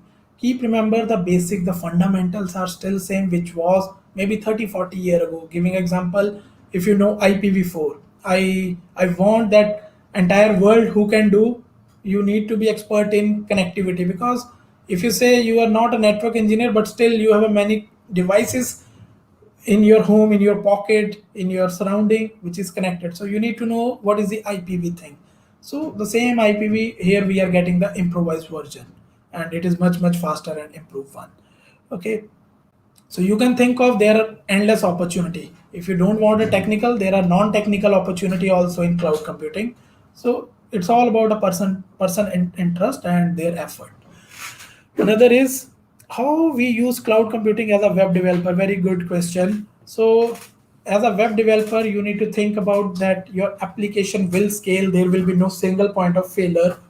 Giving an example of a static, let's say if you have a static, any static web application or any single page application, you don't need to even think about a server. There are services available on cloud platform. Giving example of Google Cloud Storage, you can host your static site there and forget about the scale, forget about the concurrency and throughput. Everything will be able to manage, and it's a very negligible or very minimalistic cost. Coming to the dynamic part, you need to know how you can mitigate the single point of failure from your database layer, from your application layer, how the application is going to scale. It may happen today your application is not at used by many people, but if you are putting effort to build that application, for sure you must need to have clear your business needs or business plan. Once those things clear, and it's a day one job that you consider all those things, how your business is going to grow, what will be the purpose of application. According to that, you can architect. For the web developer, yes, it's not only just about a UI UX. You need to work on the back end part also, and things can work like a charm. Okay, next question. Okay, I found a very, very interesting question. Why it is difficult to understand the cloud concept? I feel overwhelmed when I start reading about it. It happened with everyone interest area. It happened with me like when I start reading about a ML, I feel my mindset, oh, it consists of maths. I am not good in maths. Such question come for each and everyone at certain point or some point of time in their life. So it's about that from where you are learning and what you are trying to learn, because there are again internet is no longer luxury, it's a necessity. Endless resources, endless maybe you can say video courses, tutorials, things are there. You really need to know first what you want to learn out of this. So cloud is giving an entire portfolio of services. What you need to know, I can tell you basics of networking, basics of storage, like what type of storages are there we are using. Maybe remember hard disk and then SSD, and in our old mobile phone we used to add some memory card. So all this come with a different characteristics.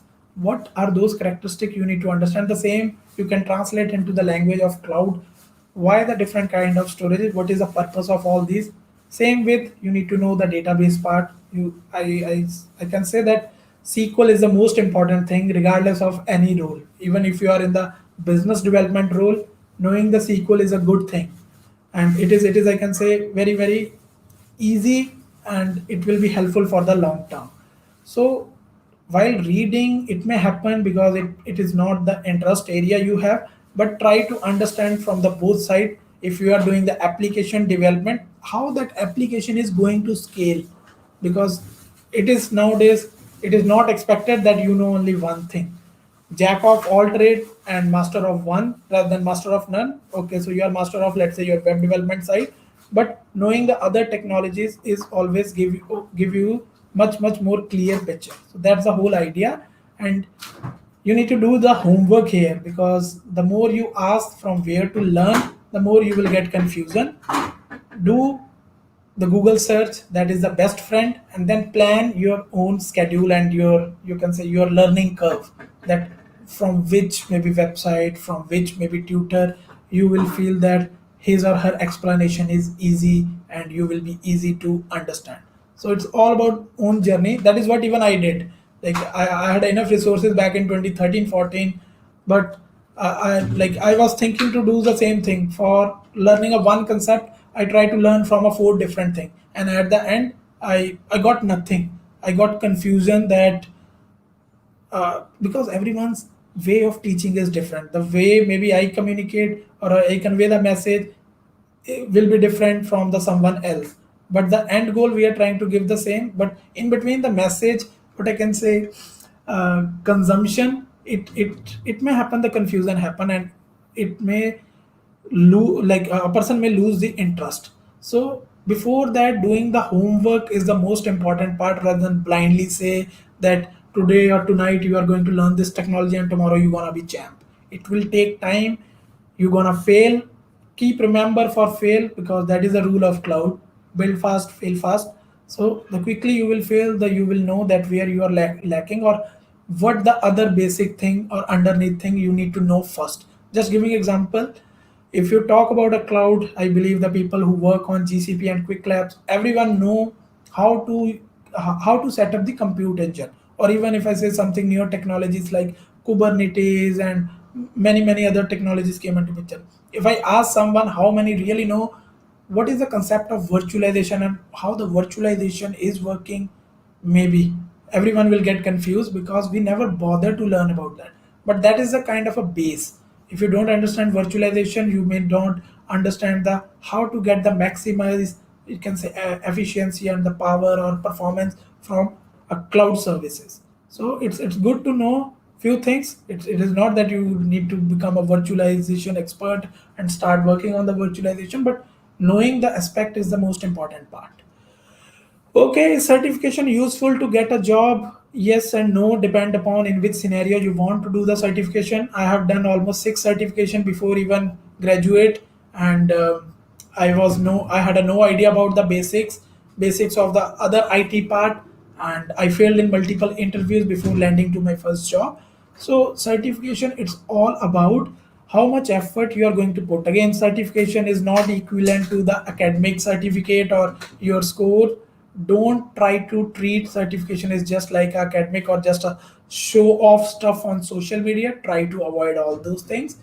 Then if you just in the race to pass and just a show off or getting some likes and comments, trust me, maybe it's just a matter of a one or two question an interviewer will catch you that you have not done the work. You just pass, because passing certification is not a big deal. Anyone can pass, any student, any teenager, any guy who is maybe in their late 70s 80s, anyone can pass. There is no doubt on that. It's all about in which way you want to present yourself that you are certified. Can you justify whatever you have learned? Have you really built something, or you just watch some course and with the fresh knowledge next day you sit in the exam and then maybe next day you are getting thousands of likes? So keep remember, there is always a yes or no, but how to make it a yes yes, or you can say win-win situation, it depends upon a person to person. Great. Again, one question I really want to talk from my side, like which I'm hearing. I think someone asked the same, but in the bigger context, that will like cloud survive? Will there is enough opportunity in the market? And why I really need to think, even I'm a, let's say, non-techie. So first of all, being even a non-techie, everyone is having a at least device, or you can say the smart device, so everyone is connected. So it's all about the change in the mindset that IT is only for the people who just completed some IT graduation or courses. I see, I interact with the people who are coming from a totally different background. I can tell you, even my boss, he came from a hotel management background. He spent his most of career in Middle East working as a chef in the hotel, but he joined this era of cloud computing back in 2014, and he's a champ. Even I need to ask him a many question and clarification that, hey sir, can you please guide me what will be the path to take this customer opportunity, or what will be the tricks, or some kind of a risk factor. It depends upon a person interest, its effort. Again, effort doesn't mean that it doesn't relate to the age. Anyone can do anytime. It's about your priority, and resources are available, free of cost is available, very good quality free of cost resources are available. It's all about how you can search. If you are just expecting that someone will come and give you some links, some people even don't bother to search by their own and they said please send me the link. So I think until unless this habit will not change, it's build your, what is this, memory muscles, something like that, that you need to type by your own, to read, go through the search result and figure out what best for you.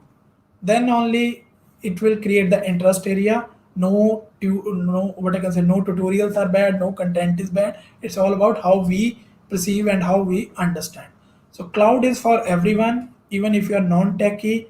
Not today, if you are from a different stream of studies, it's okay. It's all about how much effort and how you are going to present, and and then how, what work you want to do. The important part is what a person really want to do. That is an important question a person can answer himself or herself. Not, I can't answer for you, you can't answer for me. So it's the same thing. You need to take the time, take a break, think.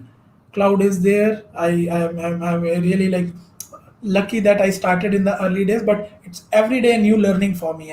I feel still till date I don't know even a single 1% even. It's a much bigger field. There are many things in IT to know, to work, to build a career, to have your own, what I can say, the wish that whatever you want to do for yourself.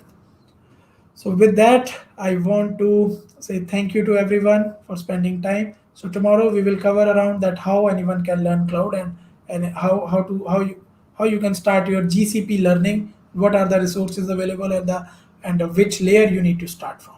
With that, take care. Have a good evening and stay safe, guys. Bye bye.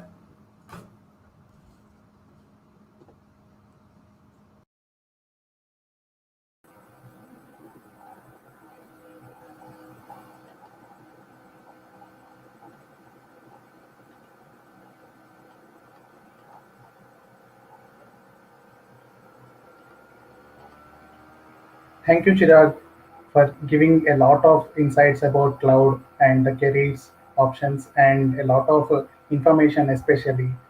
We enjoyed your session previously, and today it's like very refreshing session on cloud. And most importantly, you shared your experiences.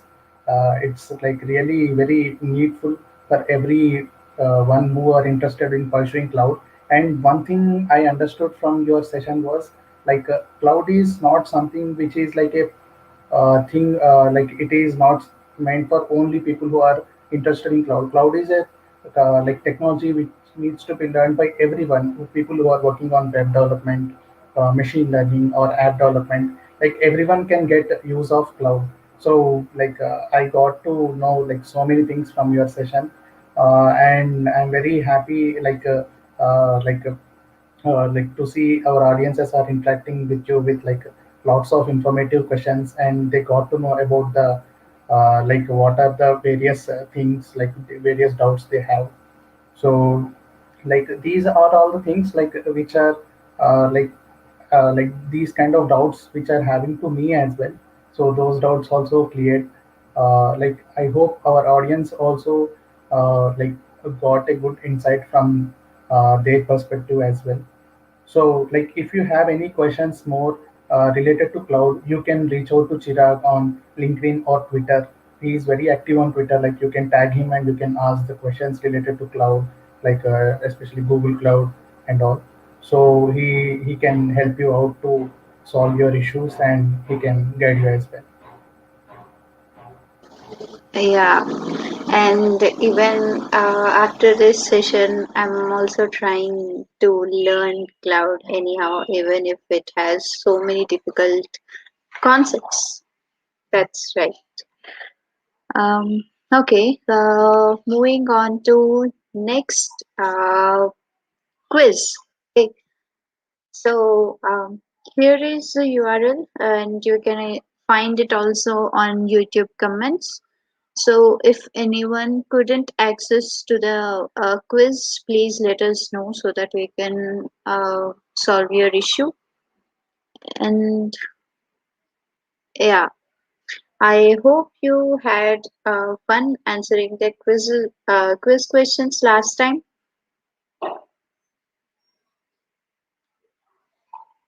You're on mute, I think, Shivram. Oh, sorry. Yeah, like last time quiz was like so fun. Uh, I'm very excited for this second part as well. I hope same with our audience. Yeah. So I hope Um, everyone can access the quiz. Let us know through comments, please.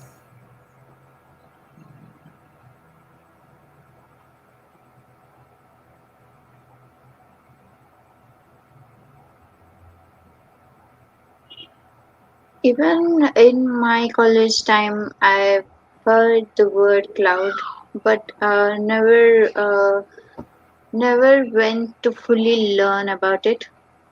So I think after listening to what Chirag said, I think it's the best time to learn. And as he said, Jack of all, master of none.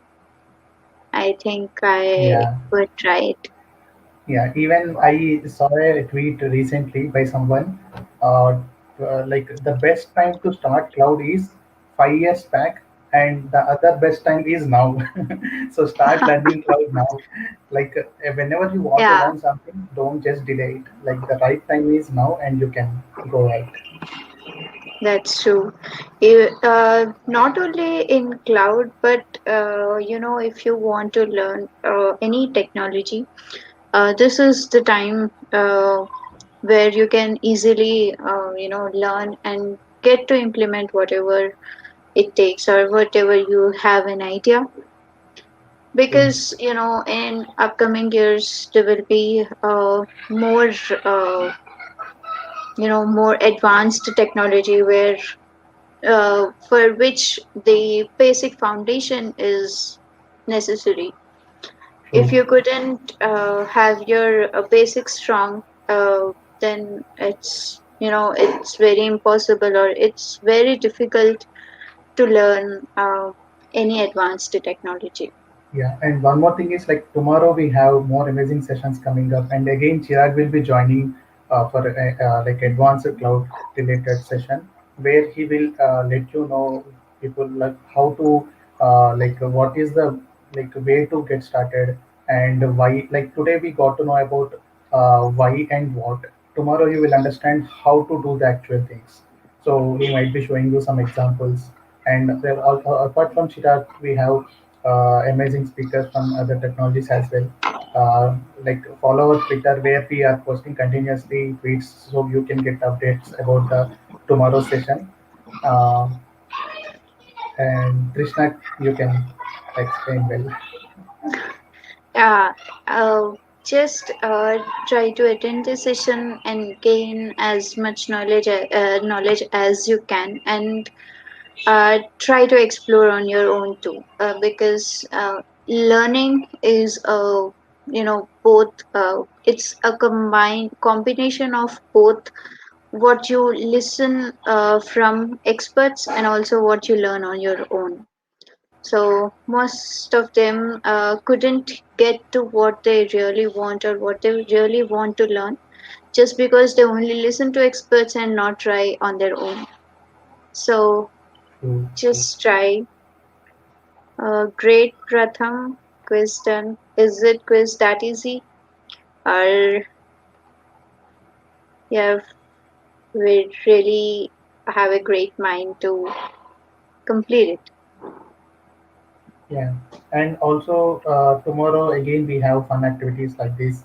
Uh, Again you can try out and you can attend other sessions.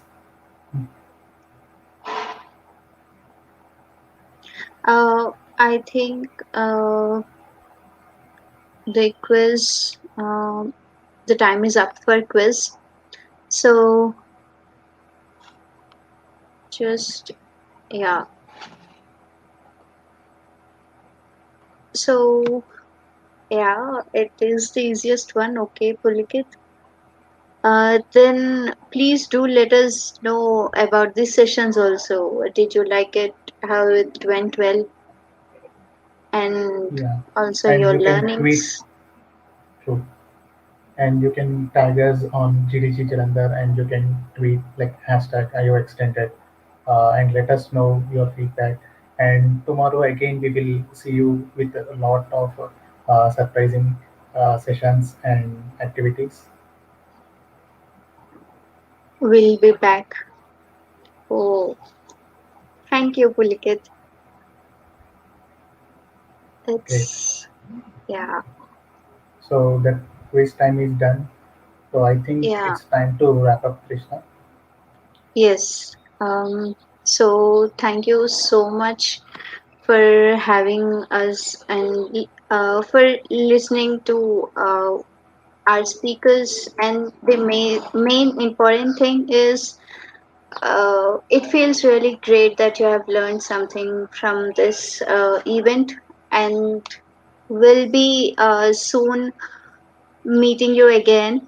That is tomorrow, same time, 3:30 p.m. And also the link will be given to you by through mail.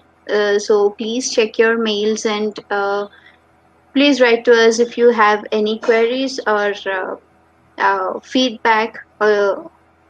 Everything is accepted. So yeah, Yeah, and feel even you free can to. tweet as well, and you can find tomorrow's link on Twitter if you miss to have an email, and you can set reminders as well from your email, like for like YouTube Live, so that you can join on time.